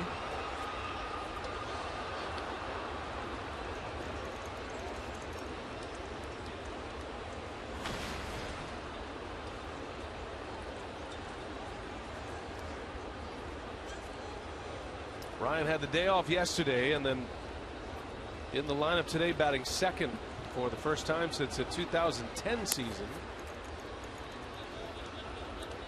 I talked to Ryan before the game. He said Ron Renicky had let him know he was going to bat him second. Ron said, I'm all for it. I feel like the way the lineup is constructed now, Lucroy's been hot hitting third. Gomez has had a good couple of days in the cleanup spot. And kind of fits that bill a little bit without Aramis Ramirez. Yeah, lately Brawny not showing the power that you would expect out of Braun. Early in the season when he didn't have to deal with that oblique situation, but once he starts getting healthy again, that's a pretty good 1-2 punch in the batting order. That's going to sneak through a base hit for Braun. Jones gave up on it, and Braun able to reach. So he's on his first hit of the day. He's 1 for 3. And a man on for Lucroy. But healthy or not, he's always able to do that. I mean, covers the outer part of the plate extremely well. I don't even think that was a strike. And he's just able to roll that one into right field. It would have been interesting if Garrett Jones kept going on that. Might have been able to get to it. Question is, could he have gotten Braun at first? Who knows? Yeah, that would have been a tough play with Braun's speed. The pitcher would have been coming over. So a clean single to right. Now Lucroy up there with one away. The Brewers have 5 hits, but Turner has scattered them. Brewers have not had a multi-hit inning yet. Matter of fact, they have not put 2 base runners on together in the same inning.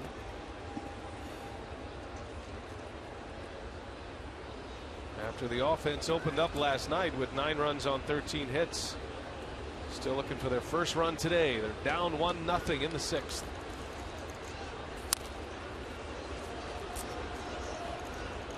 Turner's pitch is moving pretty well. We talk about it, you know, every so often here about Turner and his location with his 3 different fastballs and keeping the Brewers, a little bit off balance.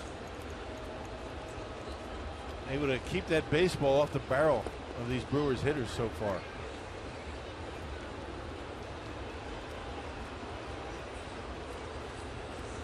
Lucroy is hitless today. He's 0 for 2. Yesterday went 2 for 5.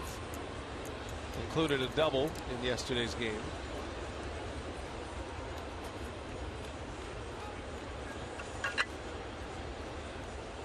Might see Braun take off here with 1 out. Earlier in the game in the third, when Braun reached on a fielder's choice, he did try to steal. The ball was put in play by Lucroy. He lined out. The Brewers feel like they can steal some bases against Turner. Stays put. Lucroy down the line, foul. Just missed the bag. And Turner, for a big guy, gets rid of it pretty well, but Salter Lamacchia has had a rough time throwing out base runners this year. He is in the teens as far as the percentage of caught stealing. He made a bad throw in yesterday's ball game when Segura stole a base in the first inning. Threw it into center field. Brewers do have a stolen base today, a steal of third. 1 ball, 2 strike, and a check on Braun. With Turner on the mound, base stealers are 5 for 5. So they haven't run a lot, but when they've run, they've been successful. That includes Gomez's steal of third earlier. And another check on Ryan. Well, here's a guy with an earned run average of over 6.5. So, you know, he's obviously struggled so far this year. And typically you don't run on struggling pitchers. You don't want to make outs on the bases trying to steal when he's giving up hits. Lucroy in a hole, 1 and 2. And that ball's hit hard to left, but right at Yelich. Another hang with him for Lucroy. That's back-to-back line drives. 1 to short, now 1 to left. One of those days. He's 0 for 3.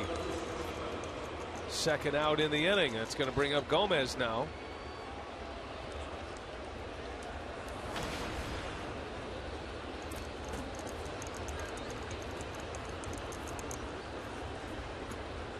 Now the way Gomez is swinging the bat, probably not thinking about a bunt, but Casey McGee is very deep at third base.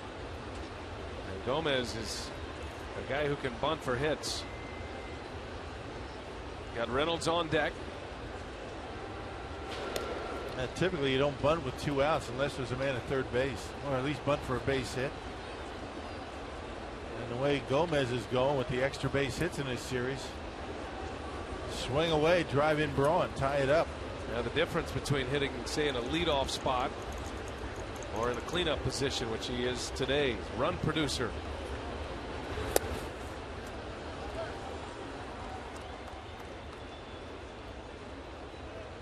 Gomez with a 4-hit game last night. 3 of those 4 hits were doubles. He doubled in his first at bat tonight or today. 1 out of 2. He grounded out his last time up. Brewers need a big hit here. Strike on the outside corner. Turner has not gotten through 6 innings this year. He has not pitched into the 7th. So better stated, his season high for innings pitched this season is 6, as he works with 2 outs in the 6th. Gomez slashes 1 to right field, a base hit. Carlos stays hot.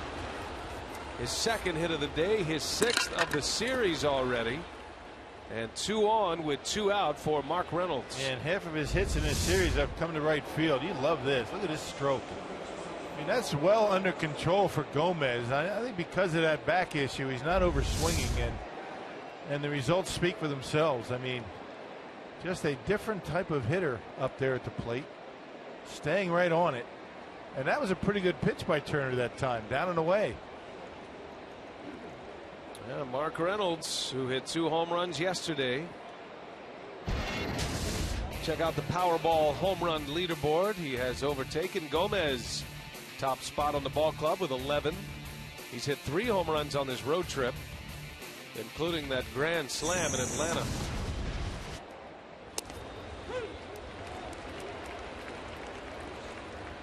Reynolds singled to center field in the 4th. He lined out on a broken bat liner in the 2nd inning. He's 1 for 2. Good speed on the bags. 2 on, 2 out.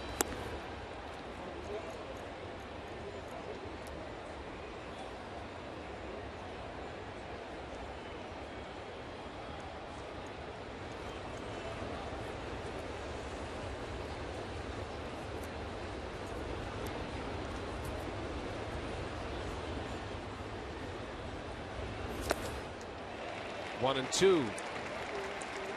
Chased a breaking ball.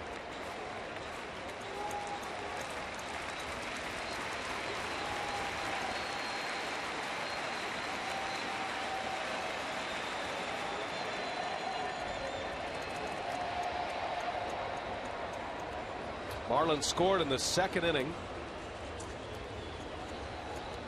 Still 1-0. Here it comes. Reynolds, line drive, down, base hit. In to score is Braun. Gomez on his way to 3rd, and the tag, and he is out. Did the run score? It did not. Oh my goodness. Ryan Braun slowed down, and they got the out at 3rd base before he scored. Wow. Boy, what a big mistake that is. It stays 1-0 Marlins.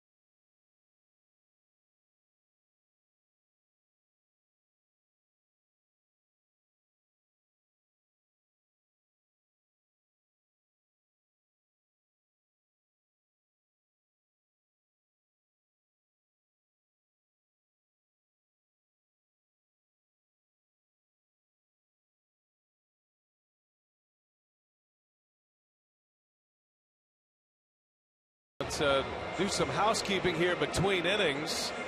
On the base hit by Reynolds, Gomez thrown out at 3rd base before Ryan Braun scored the run. Here's the best look at it. You see the tag up above at 3rd, out there. Braun hadn't made it to the plate, so the run does not count.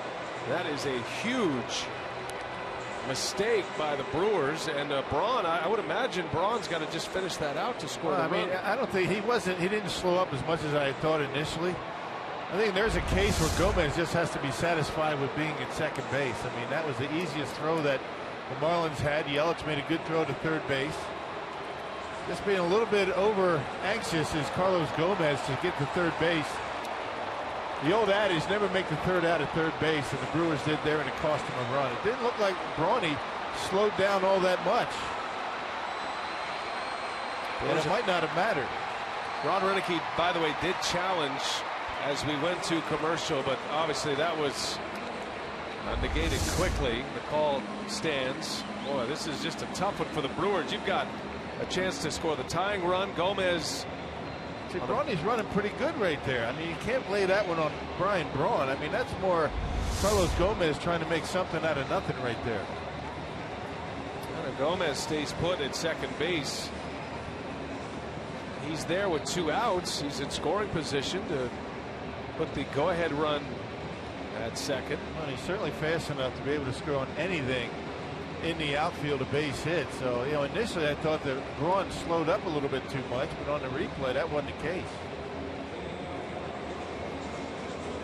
So Gomez, a little over aggressive, runs into an out, and it's very costly.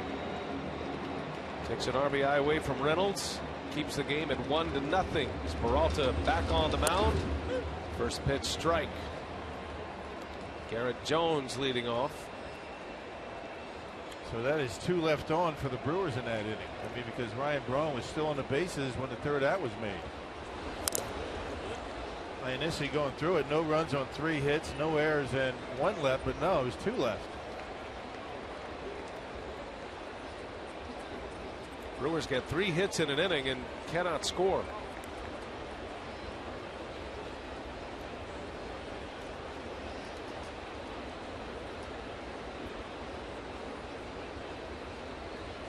Oh, and 2 on Jones.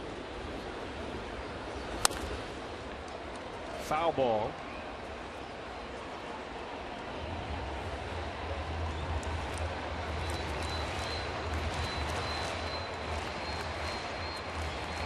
Scoring opportunities haven't come up very often for the Brewers today against Jacob Turner.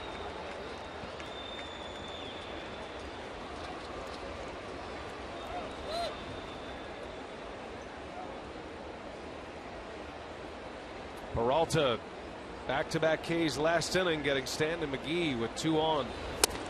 And coming back, missing inside, 1 and 2 on Jones. There's a trade today in baseball. Nick Hundley of the Padres was traded to the Orioles, so we'll see the catcher Nick Hundley at Miller Park on Monday.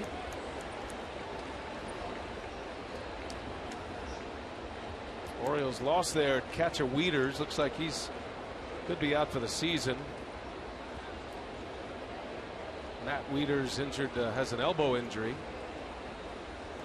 So Nick Hundley, who didn't play much but did match up against Peralta and the Brewers at Miller Park, actually had a couple of hits in that game at Miller Park earlier this year. He'll be back with a new team at Miller Park on Monday. That's a big loss for the Orioles, being without Wieters. Guy can play a little bit. Full count. And Jones hits it high and deep, fair or foul. Foul ball. Hit a ton. Oh, when these guys hit them, they stay hit, right? Garrett Jones with a couple of monster shots in last night's ball game, almost doing it again today. Man. Pitch number 8. Peralta had him 0-2. Lost him. Jones draws the walk.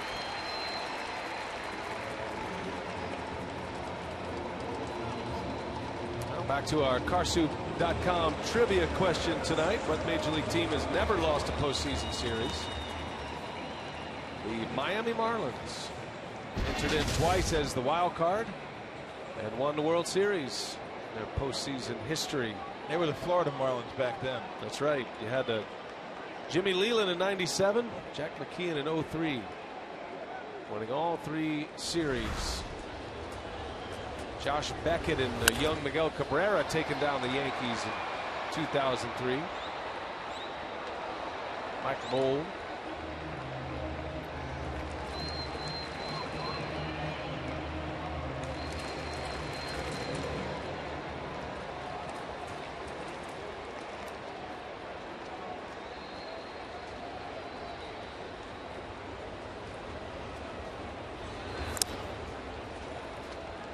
Saltalamacchia in a hole. No balls, 2 strikes. Responsible for the only tally on the board today. RBI double in the 2nd inning. Scored Casey McGee all the way from first. Saltalamacchia ripped one down into the right field corner.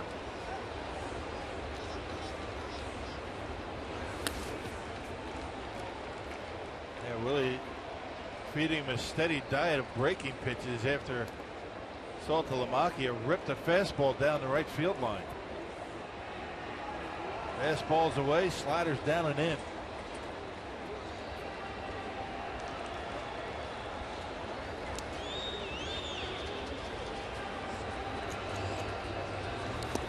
Wow, what a play by Lucroy. Man, oh man. He really looks uncomfortable out there on the mound. How many times has he walked off the mound and looking like he's a little bit uncomfortable?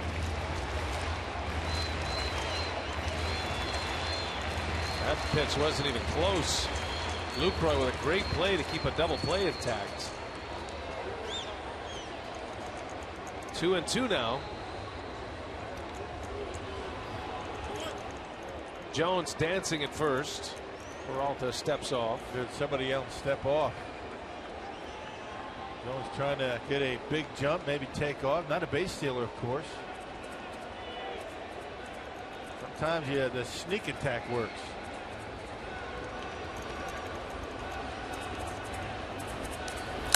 Bouncing ball right to Segura. He's got it. And a 6-3 double play. Well, that play by Lucroy blocking that pitch in the dirt kept the opportunity open for Peralta. 6-3 double play, 2 quick outs with 1 swing of the bat. They're starting to become spoiled with the way Lucroy is able to block pitches in the dirt. I mean, not just getting the ones that you would expect him to block, but some of the real impossible blocks he's been able to keep in front of him.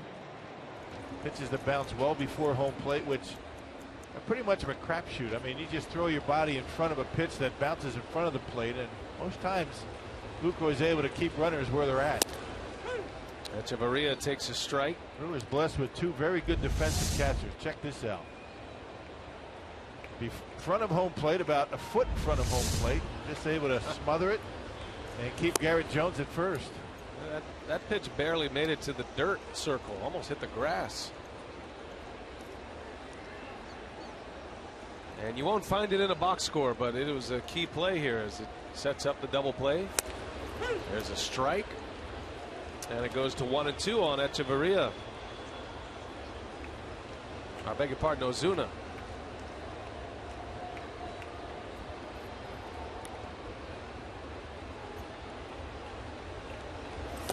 Got him. Peralta comes back, strikes him out. Lucroy blocks another one. Great job behind the plate by Luke. 1-0 Marlins.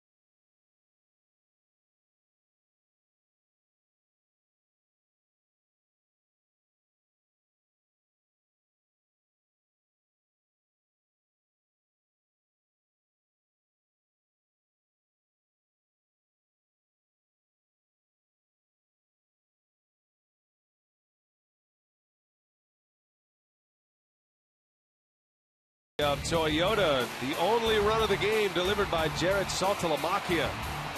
A 1-out RBI double. Jacob Turner giving up a hit to Mark Reynolds.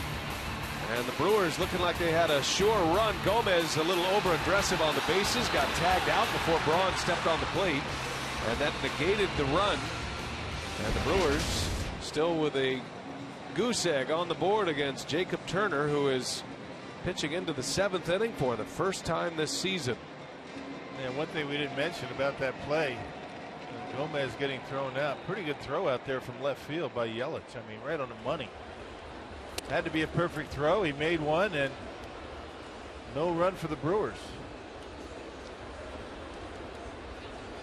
Not blessed with a very strong throwing arm, but a lot of left fielders don't have a good throwing arm, but very accurate.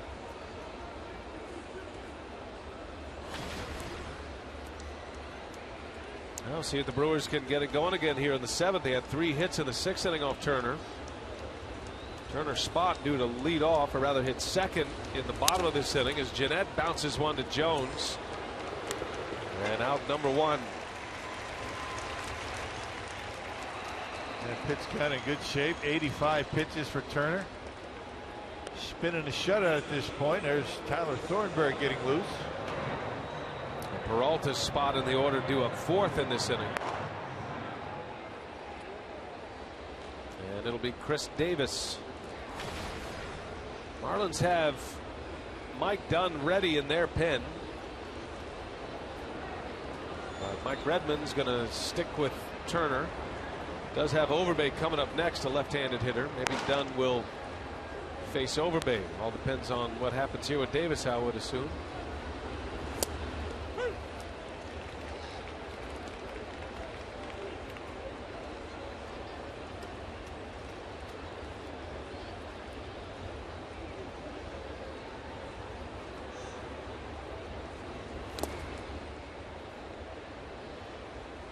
Last time Jacob Turner won a game, it was against the Braves on July 10th, 2013.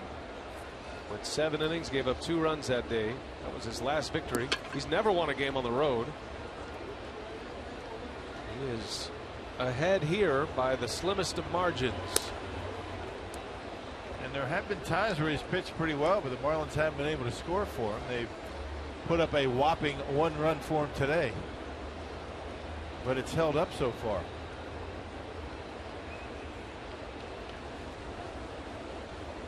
Two balls and a strike. And Davis down the left field line. That is hooking. It is fair. 1 hop off the wall. Davis into second base with a double. Just fair down the line. And Davis is aboard representing the tying run. Got a cut fastball and able to hook it. Outer half, and Davis does that pretty well, as long as it's up in the zone and just inside the left field line. And the Brewers have the tying run once again at second base for back-to-back innings. Yes, some of that Bruce Lee focus that Kyle Loesch talks about. 11 doubles to go along with 6 homers for Davis. He's been on twice tonight. Kind of a chess match right here between the two managers. Does Mike Redmond go out and get the left-hander? You figure Ron Renning is going to go to the bench if he does. And here comes Redmond. So with Dunn ready, Turner has faced his last hitter, and he will exit with a man at second base. His best start of the year, though. He'll turn it over to his bullpen. Dunn, hard throwing lefty, coming in. We'll take a break.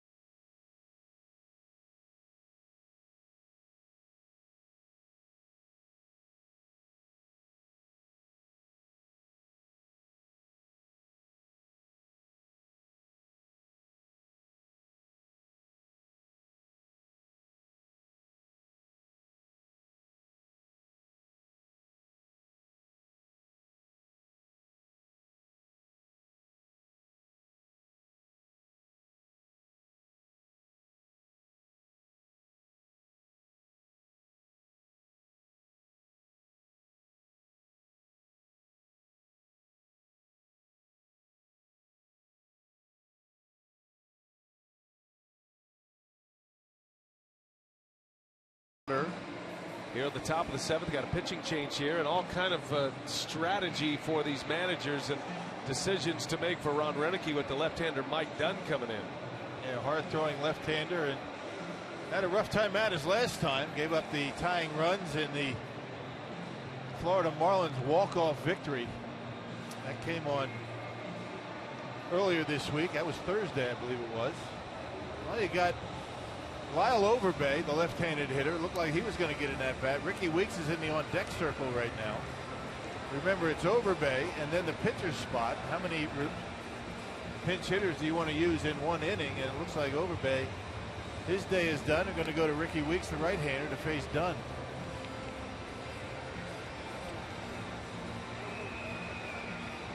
All right, so with Peralta on deck, Renicky making the call to go to Ricky Weeks here. Brewers down 1-0.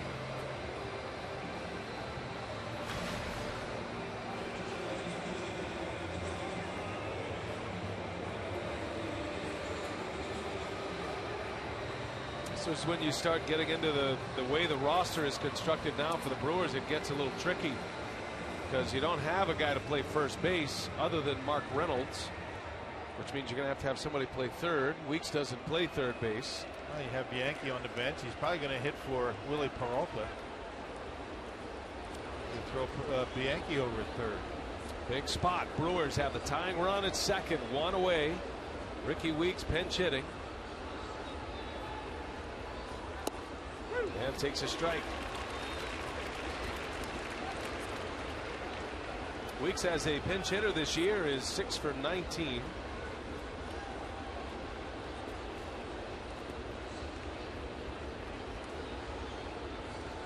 First appearance for Weeks. You figure he'll start tomorrow with Randy Wolf, a left-handed starter for the Marlins, on the mound. Davis takes his lead, and Weeks takes a ball high. Always shows good patience up there at the plate, whether he's in the starting lineup or in a pinch hitting spot. Weeks pinch hit last night. He drew a walk.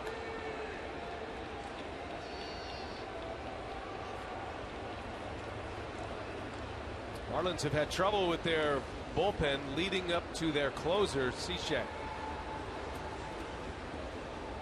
1 ball, 1 strike to Weeks. And Ricky fouls it away just a touch late on a 94-mile-an-hour fastball, and it's 1-2. And the other thing Ron Renicky may very well do is send Herrera up there. He's a switch hitter in the event that Mike Redden was thinking about making another pitching change with the left-hander out there. Herrera could play third. It'll all be worth it if the Brewers can get that man home, Davis. A 1-out double, just fair down the left field line. It's been 1-0 since the 2nd inning, as Weeks strikes out. 2 gone. Got him on a slider that time. Slider right under the bat. Threw a couple of sliders in that sequence to Weeks, and that one right down the middle. And here comes Herrera.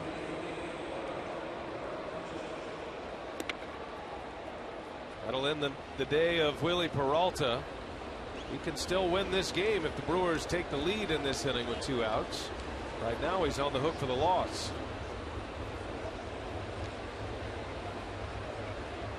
Peralta giving up 1 run through 6 innings, 5 strikeouts.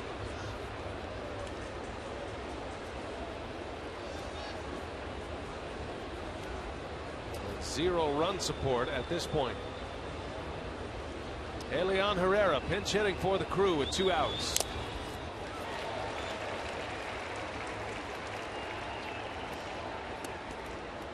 Tyler Thornburg will be next on the mound.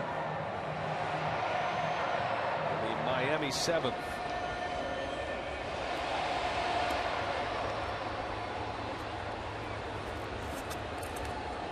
Herrera is 1 for 5 as a pinch hitter.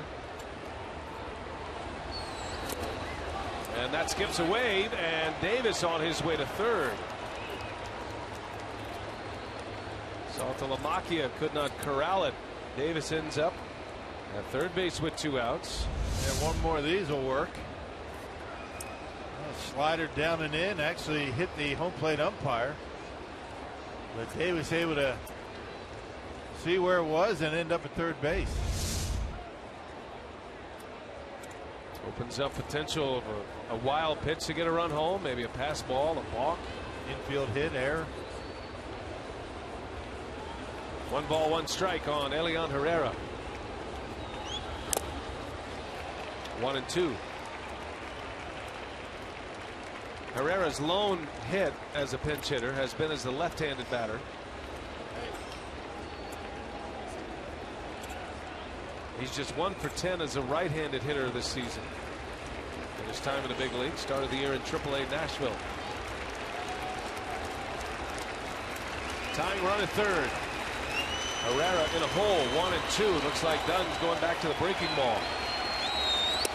And it's inside, all too close.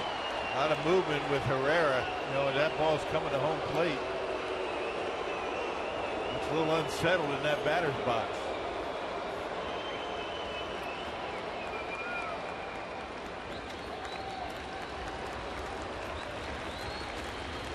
Two and two now. Dunn delivers, and Herrera stays alive. Gotta wonder if Dunn's not willing to bounce that slider to get the strike 3. Doesn't want to end up having to go to the screen.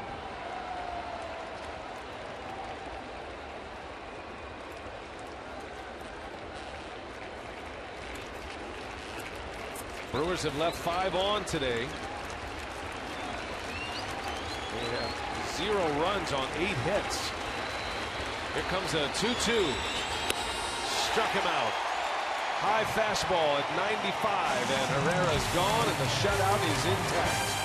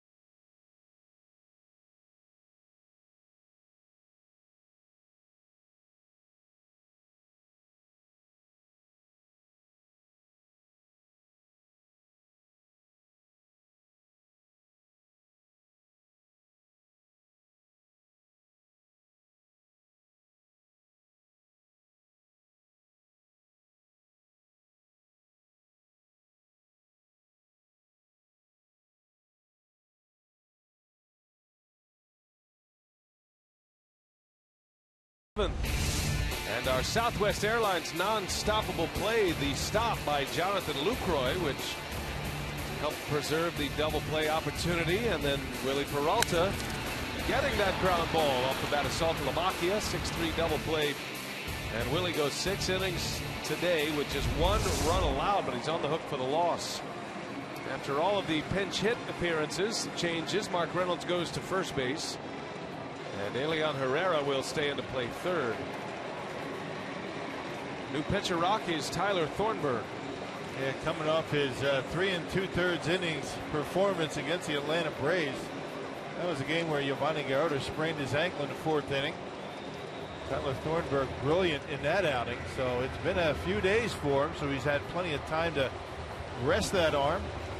Outstanding numbers for Thornburg out of the bullpen. 3-1 and 228 earned run average in 22 appearances so far this year.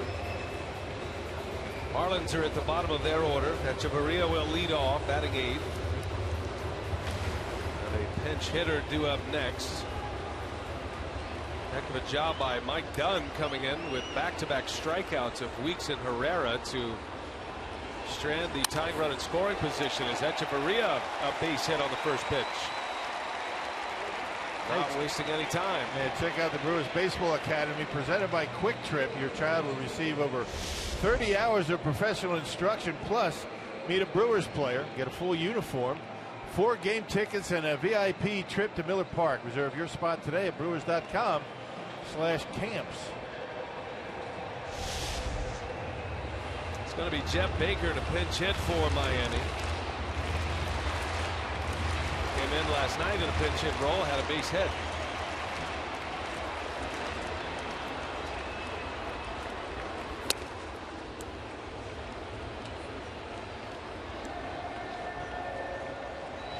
Spent some time in Colorado, traded from the Rockies to the Cubs.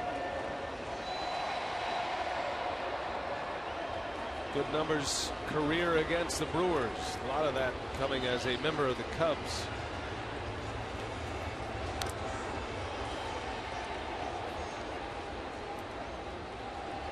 Baker usually very good against left-handed batters, or I should say left-handed pitching, but got the base hit in yesterday's ball game.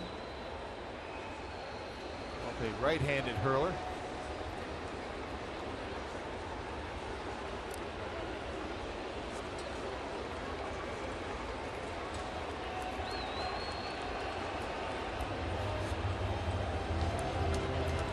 Now, there was some talk that Thornburg would make the start tomorrow for Giovanni Gallardo. The Brewers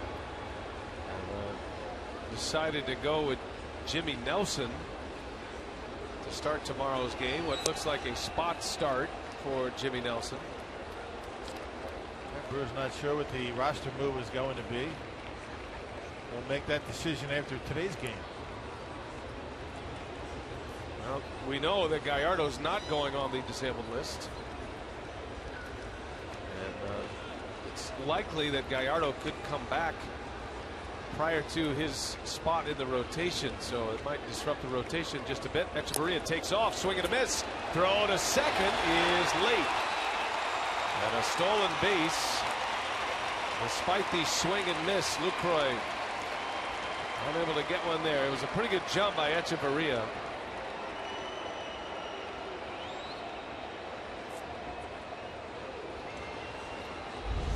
Lucroy tried to be quick with it. A one hopper over to Jeanette, and not even close.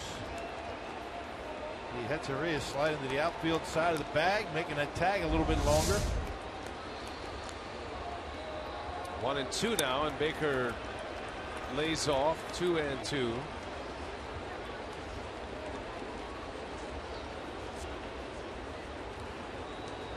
A single and a steal. Baker now in a position to drive in a run.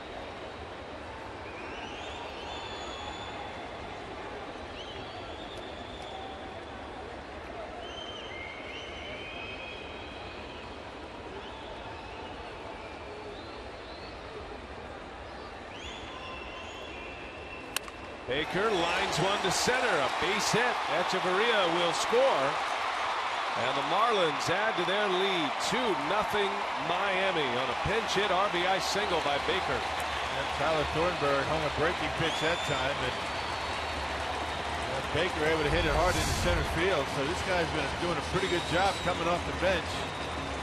Curve ball down the middle, up in the zone, and Baker punches it into center field, and Echeverria, after stealing a base, comes around to score. Marlins make it look easy. And the Brewers had a runner at second with one out last inning, just couldn't get him home. So now the top of the order, Christian Yelich, back-to-back hits against Thornburg in the 7th. Has a curveball strike.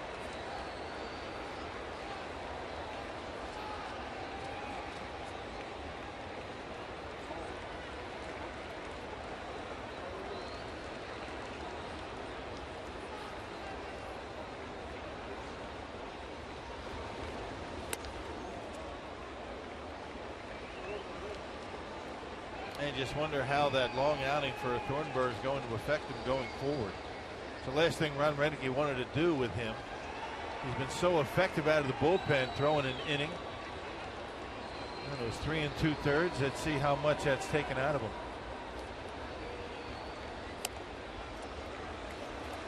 He's behind 2-1. High fastballs. He left his curveball up in the strike zone. And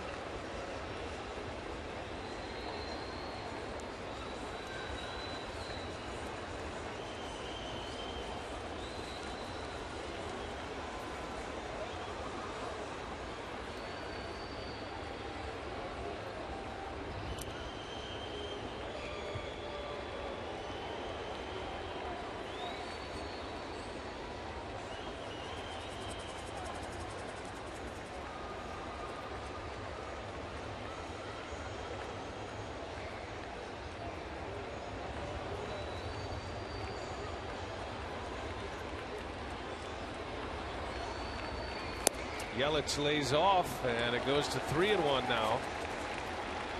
Thornburg struggling with his command here today. a good take and a pretty good changeup.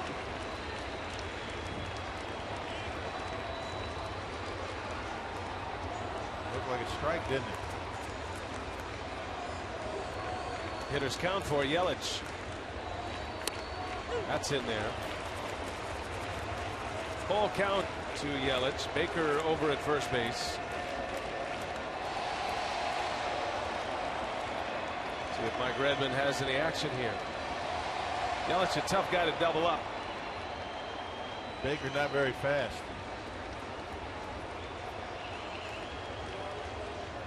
Full count. 2-0 Marlins. There goes Baker, and the pitch is high, ball 4. And Thornburg in the deep waters here in Miami. 2 hits and a walk. It's going to draw Rick Kranitz out of that dugout. The Marlins have not lost a game when they have had the lead after 7 innings this year. They're 17-0. They have a 2-0 lead, threatening for more with 2 on and nobody out in the 7th inning. Yeah, winning scenario. Part of their bullpen has been very good. AJ Ramos, you got Dunn, and Cishek, their closer, have been very good. The other guys a bit shaky.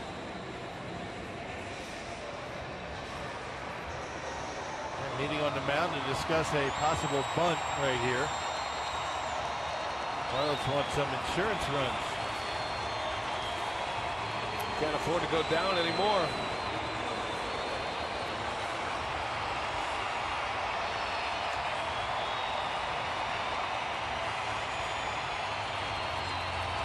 Two on, nobody out. A run is in. Derek Dietrich at the plate for Miami.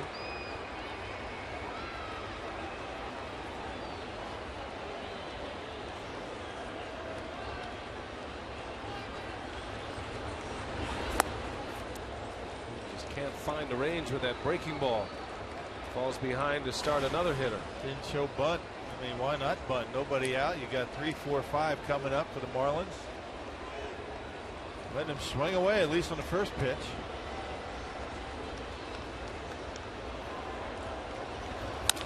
Swings away, chance to turn it. Jeanette, Segura, and a low throw from Jeanette. It looked like he couldn't get it out of his glove. A little bit low, didn't have much on the feed to Segura, and it cost him. That's a big play right there. And a double play gives you 2 outs right there. It's kind of a floater over to second base, and that cost him the double play. Put Segura in a tough spot. Dietrich runs well. Would have been close at first anyway, but it's 1st and 3rd now with 1 away, with Giancarlo Stanton at the plate. Thinking about a knockout punch here for the Marlins.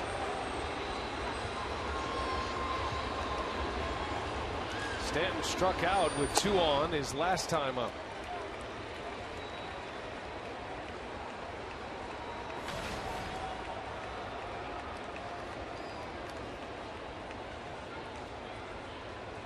The National League RBI leader, Mike Stanton. Big swing and a miss. Curveball from Thornburg. Yeah, good one. Still up in the strike zone, but it's the speed that fooled him.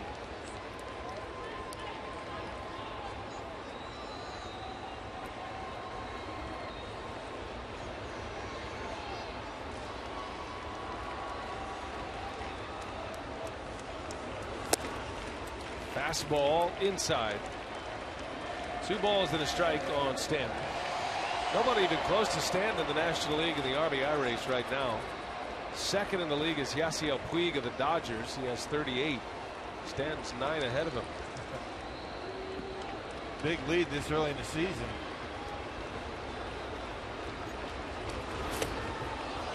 Two and two. The speed fooled him.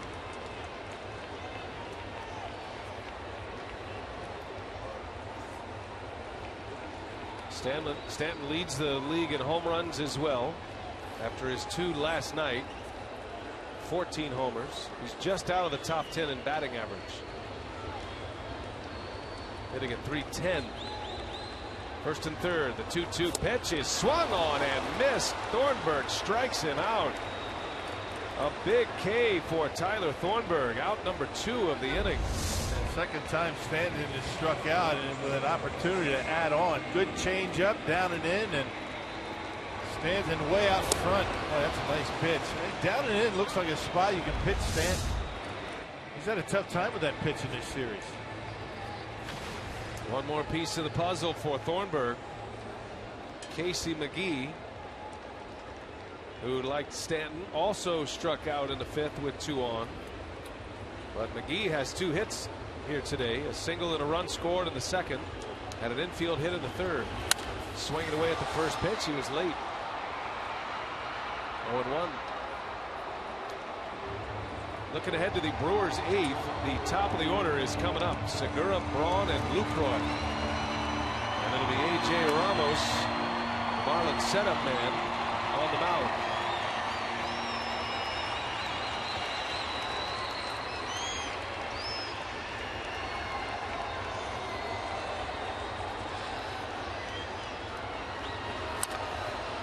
Oh, and 2 on McGee.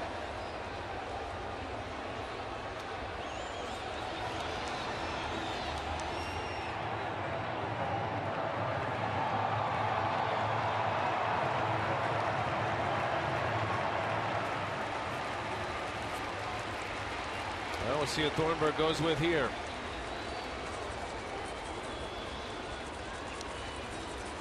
In the driver's seat, 0-2 on Casey McGee.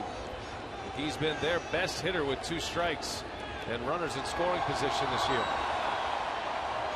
Runner takes off. McGee fouls it away. Chased a fastball.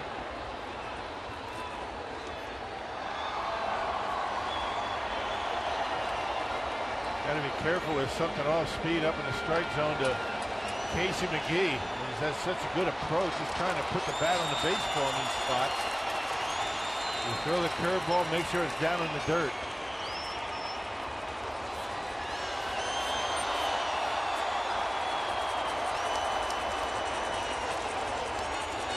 Marlins have scored in this 7th inning. They lead 2-0.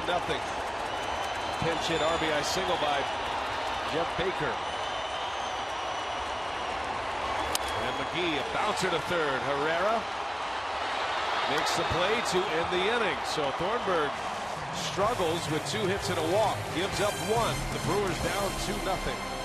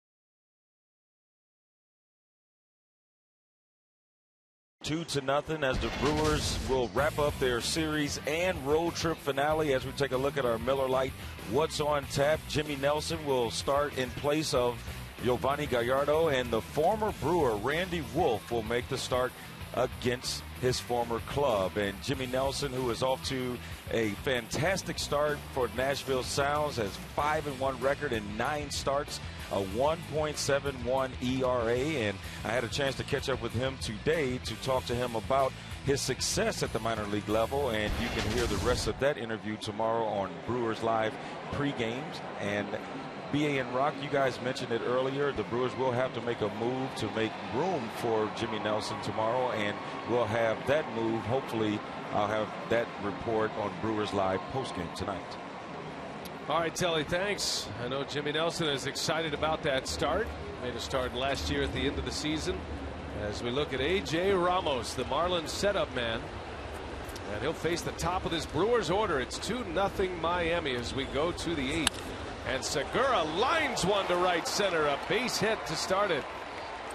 On the first pitch from Ramos, Brewers will bring the tying run to the plate. And not messing around. Segura is all of a sudden liking that leadoff spot. Putting together some pretty good at-bats. 2 hits today. Nice quiet approach on a pitch up in the strike zone. And looked like Dietrich was going to be able to get it, just not able to get high enough. There's your leadoff base runner. That was a big run the Marlins scored in the bottom of the 7th. But you needed 2 anyway, as they say. So here's Braun now batting second. He's singled to right his last time up. He's 1 for 3. Tying run at the plate for the Crew as Braun pops it up shallow right. Dietrich a long run, and he's got, oh, he dropped it. Segura tried to hustle his way to second, is out. And not much you can do about that. I mean, Gene Segura caught in no man's land. I guess if he had to do over again, maybe get a little bit further off of first base. Well, that's a tough play. I mean, but Dietrich got it in fair territory, dropped it, but was able to get Segura easily at second base. And there's nothing you can do about that. So that ends up as a 4-6 put out and a fielder's choice for Braun. Wipes out the lead base runner. Here's Lucroy now with Braun over at first. Brewers still have the tying run at the plate. Milwaukee's actually out hit the Marlins 9-8. They've had a tough time scoring runs, even on base hits that looked like were run producing hits. That gets by Saltalamacchia. Braun to second base. You know, and a healthy Ryan Braun, when he's 100%, he's going to knock that baseball out of the ballpark. That was right down the middle. Just a little bit behind it. You can just tell Braun he's not himself. So eliminates the double play, that pass ball, wild pitch, whatever it was. That'll be officially a wild pitch. That puts Braun into scoring position. Lucroy, who has lined out twice today, he's 0 for 3. Hit a couple of bullets right at fielders his last 2 times up. And that ball's hit hard right field. Back is Stanton, turns and runs and can't get it. In to score is Braun. Lucroy to second with a double. And it's 2-1 Marlins. The Brewers starting to roar a little bit here in the 8th. I hear the Brewers fans with the Luke chant. A lot of Brewers fans here at Marlins Park. Ramos getting a lot of the play with his fastball. That one right down the middle, and Lucroy in typical fashion able to drive one into right field over the head of Stanton. And Ryan Braun this time able to come around to score. This one counts. Well, that ball was crushed by Lucroy. Stanton's playing deep anyway and was able to drive it over his head. So now the Brewers with the tying run at second with 1 out, with Gomez coming up.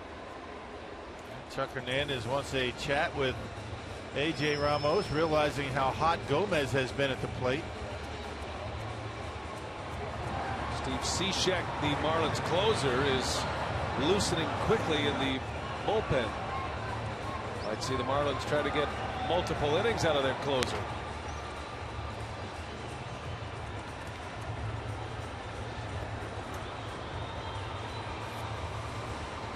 Here is Gomez. 2 more hits today, 4 yesterday. Carlos has 4 doubles in this series already, this being the second game. And the Brewers need him here. A long ball gives Milwaukee the lead. Lucroy with a big lead at second.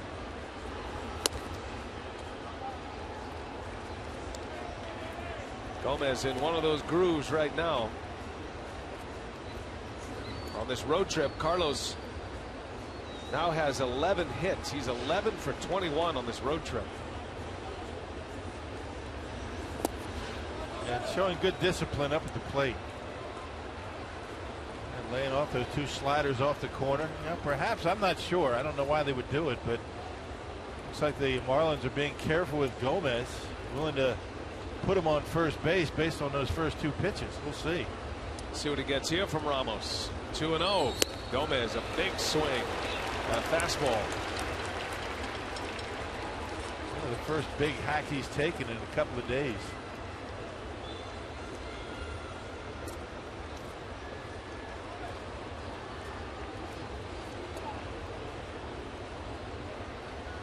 Tying run at second base. 2-1 Marlins. Brewers finally on the board. And a big sweeping breaking ball by Ramos, and it's 2-2 on Gomez. That one had some bite to it. Yep, off the outside corner, but Gomez with the big swing. We haven't seen many of those in this series.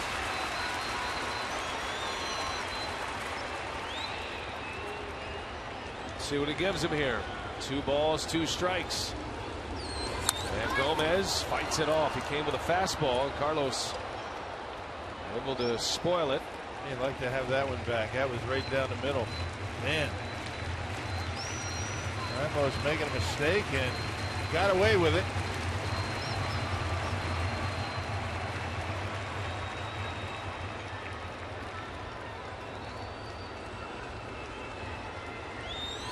And Gomez strikes out. Ball skips away from Saltalamacchia. And he throws it away. Gomez on his way to second. Lucroy to third. And the Marlins give the Brewers a gift here in the 8th inning. Wow. Strikeout error on somebody. I don't know how bad of a throw it was, but Garrett Jones just got a glove on it. Lucroy to third. Gomez to second. Didn't look like it was that bad of a throw. It just looked like Garrett Jones just took it for granted it was going to be right on the money. I'm with you. That's, in my mind, that's an error on Jones. What a huge break for the Brewers. Second and third now. A base hit could give the Brewers the lead. And that'll be an E3. So instead of 2 outs and a runner at second, the Brewers have runners at second and third and 1 out. And here is Mark Reynolds.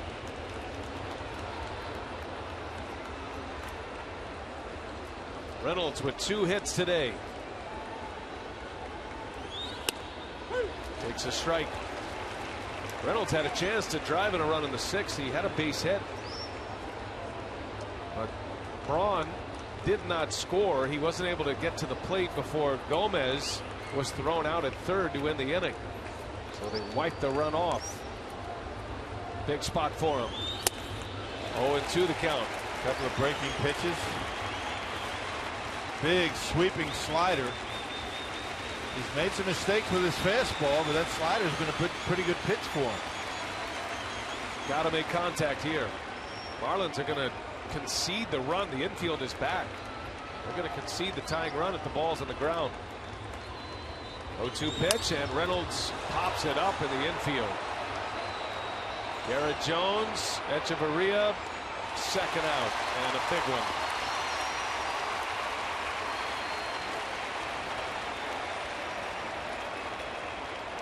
Two outs. Ramos should be out of the inning.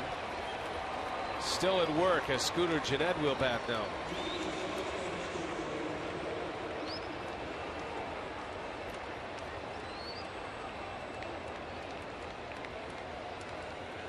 And with Jeanette stepping in, Redmond's going to make a pitching change here. Got another lefty down there, Dan Jennings, who was just called up. Going to bring in Cishek. And we'll see. Cishek has been loosening. It's going to be a double switch, and Lucas is coming on to play, and there's Cishek. Cishek is ready. He's coming in. Marlins want this one, bringing their closer in here in the 8th inning. Only once this year has he had a 4-out save. Redmond's going to ask him to do it again. Ramos is out. The closer is in the 8th. We'll take a break.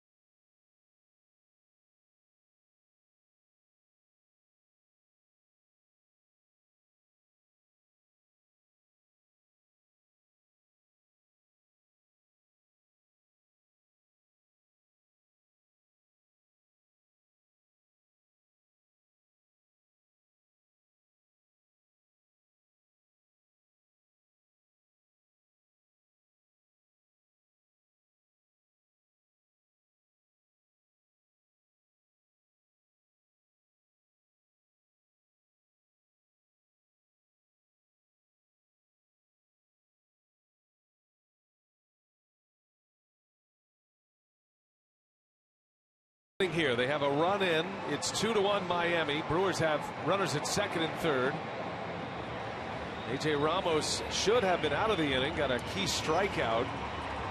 They boxed the throw to first on the strikeout. Ed Lucas is in to play second, and the new pitcher is the Marlins closer, looking for a 4-out save today. It is Steve Cishek. And he has been pretty good this year, to say the least. A 196 earned run average. That sidearm delivery very effective against right-handed batters, but not too bad against lefties either. Has not allowed a home run. It's going to be Scooter Gennett. So Gennett steps into a big spot here in the 8th. Marlins got a big run in the bottom of the 7th to take a 2-0 lead. The Brewers have one on the board here. Lucroy driving in Braun. 2 hits in the inning. There's been an error. A base hit should score 2 to give the Brewers the lead. Cishek against Gennett. Deals him strike 1. Unusual for a guy like Cishek with that sidearm delivery. Left-handers actually not as much success against him as right-handed batters. Righty's hitting 100 points better against Cishek. Go figure. And Gennett pulls it foul, and he's in a hole 0-2. Cishek has been tough. He's only given up runs in 3 outings this year. He got a 4-out save against the Braves on May 1st. That was a 6th save. He's sitting on 9 saves now. And he's got Gennett in the hole. Tying run at third. Go ahead run at second. The 0-2. Gennett slashes it foul.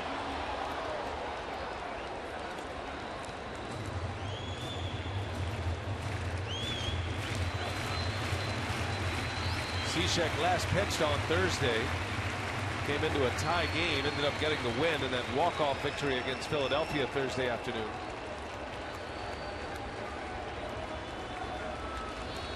Two outs. 8th inning. The 0-2 pitch. And Gennett strikes out. Inning over. Brewers get a run, still a run short as we go to the bottom of the 8th.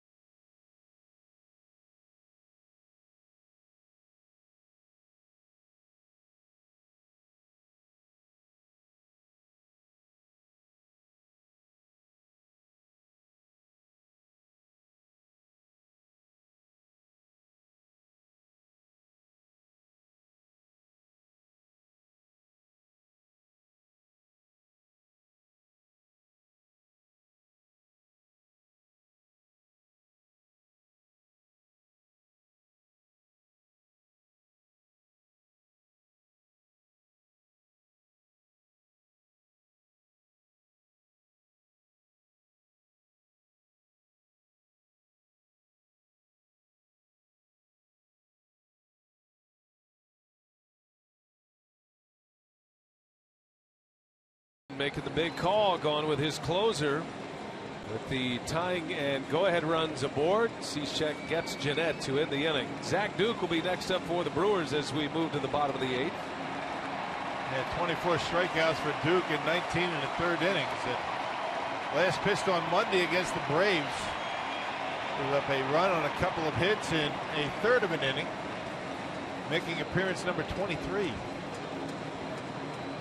Offensively, the Brewers have stranded 8 runners today.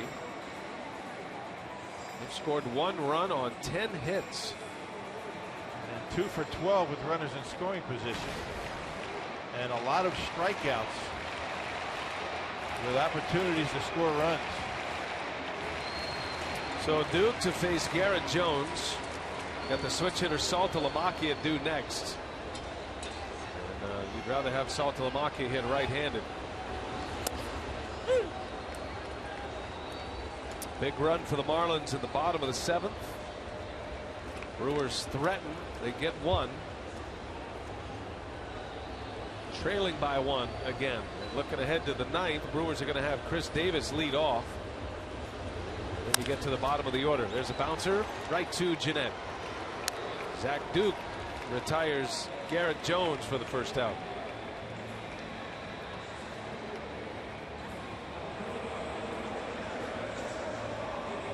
Big sports day here in Miami today. You've got game 3 of the Eastern Conference Finals in the NBA. Just down the road, downtown, the Miami Heat hosting the Indiana Pacers tonight.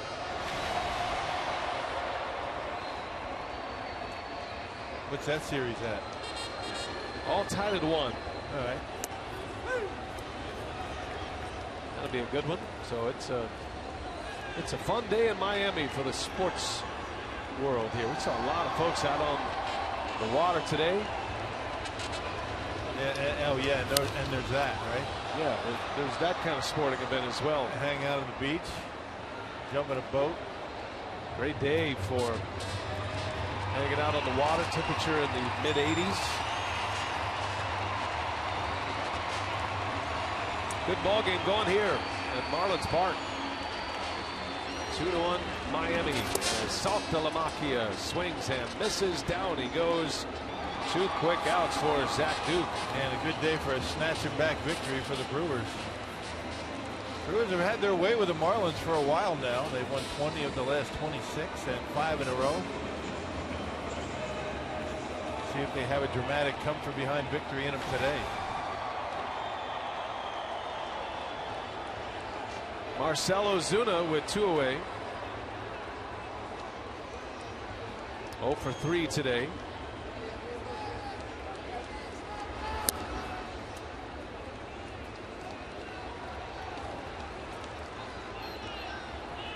Willie Peralta, the pitcher of record on the losing side for the Brewers, who went 6 innings and 1 run allowed.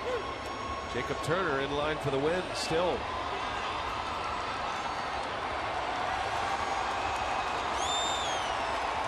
Marlins have RBIs from Saltalamacchia and Jeff Baker today. Lucroy drove in Braun in the top of this inning. That's been it.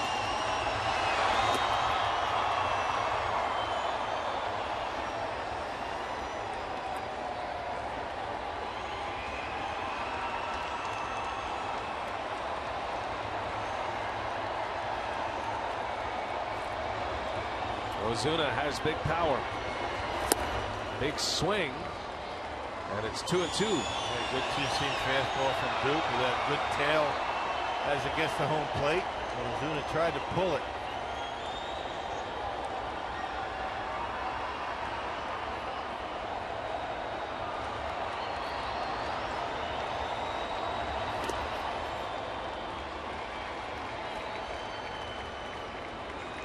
Brewers are going to have Chris Davis lead off the pitcher spot. And then Elian Herrera. If anybody gets on in the 9th, you'd get back to the top of the order in Segura.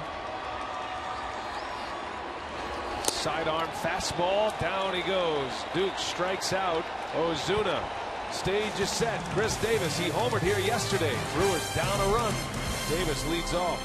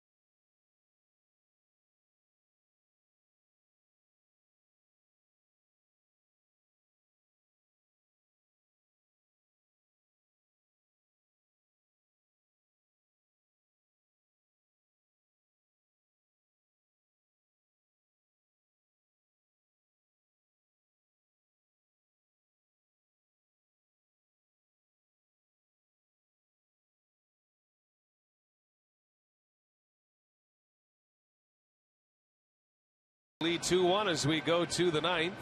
Had a nice moment before the game, our shining moment, courtesy of Marshfield Clinic. Casey McGee there with his old teammates, and Little Mac making an appearance.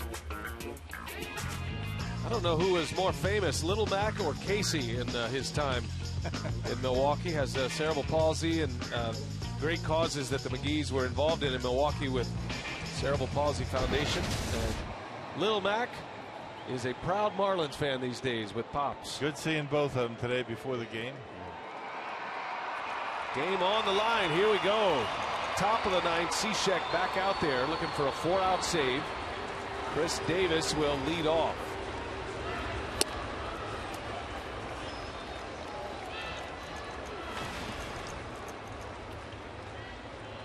Davis doubled his last time up. He doubled with 1 out. That was in a 1-0 game. He was left stranded at third. Yeah, big swing by Davis. Just to give you an idea where we are in the box score here in the lineup, the Brewers do have 10 hits. Davis looks like Schaefer's going to hit next, and then Herrera. And then you get back to the top of the order with Segura and Braun, but going to need some base runners to see those guys. Wouldn't that be something if on the day Ron Renicky decides to have Ryan Braun hit second, that he would come up in this ninth inning with the game on the line? That'd be nice to see. Boy, Cishek, a tough customer with that sidearm delivery, throwing pitches right on the outside corner. Doesn't give you much to hit. Davis over to third. McGee knocks it down to his feet and makes the play. Casey McGee. Outstanding play at third base for the first out of the inning. And there was your leadoff base runner. Taken away by McGee. Angling back, able to smother it, getting up, and a good throw to first. Well, it's so important to try to get that leadoff hitter on when you're trying to scratch out a run. Now I really like Little Mac more than his dad. Heck of a play by Casey. There's Logan Schaefer. Brewers down to their last 2 outs, down a run here to Cishek. Gave you that stat. The Marlins have not lost when they have led after 7 innings this year. 17-0. Schaefer coming off the bench, hitting for Zach Duke.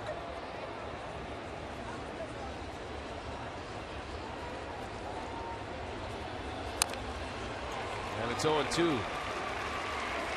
Cishek's only blown 1 save. That was in late April against the Mets. That was on the road against the Mets.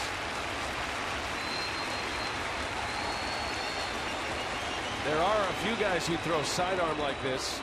There aren't many who throw with this kind of velocity from that release point. Yeah, he gets up there pretty good.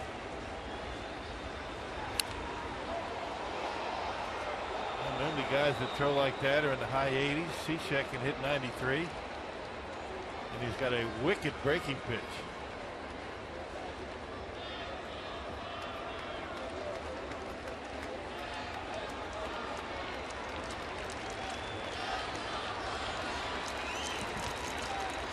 Oh, 2 pitch. Schaefer strikes out. 2 outs. Second K for Cishek. And it's going to be Elian Herrera. The last hope for the Brewers to keep this game going. Segura is on deck, the top of the order.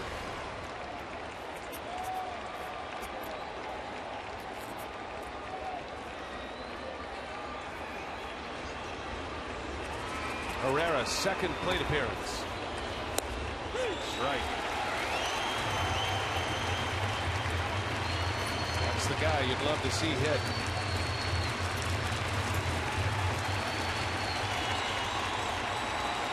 2-1 Marlins. 1 ball, 1 strike. Can't count on Cishek to walk many. He's only walked 6 this year. 22 strikeouts. Give him 24 now with his 2 today.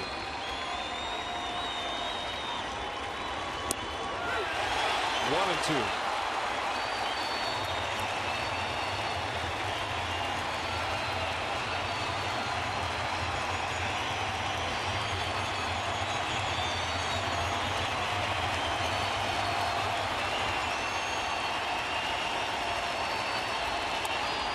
Ground ball, backhanded Echeverria, long throw. Herrera safe on an infield hit. And the game continues. Herrera with a 2-strike infield hit. And the tying run is aboard for Segura. Oh, nice approach. That fastball tailing away from, stayed right on it. And even Echeverria couldn't make a throw on Herrera. Doing a good job just getting to it and not even close at first base. Well, now the top of the order is coming up. Herrera with decent speed. Well, let's see what's making this interesting. Gene Segura always ready to swing at that first pitch. See if Cishek gives him one to hit here. And a spinner in there for a strike. He can run on Cishek with that long delivery, all arms and legs coming at you. Be surprised to see maybe he takes off. Takes him a while to get rid of it. Segura's had another good day as a leadoff hitter, his 3rd straight day in the leadoff spot. 2 more hits today. Ryan Braun on deck. Brewers down 1. They've out hit the Marlins 11-8.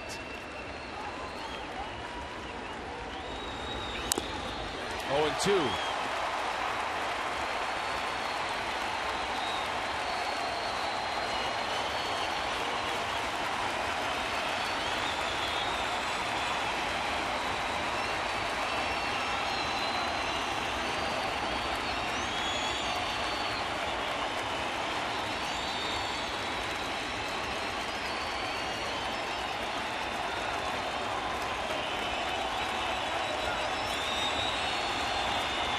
Cishek delivers, and down goes Segura. The game is over. Cishek saves his 10th, and the Brewers strand 1 more. 9 left on base today for Milwaukee, and they lose 2-1. The Marlins with the first win of this series, setting up a rubber match tomorrow, Sunday, as Jacob Turner beats Willie Peralta. Cishek with a 4-out save. Time for Brewers Live. We check in with Jeff Grayson in our Fox Sports Wisconsin studios. What do you have coming up for us, Jeff?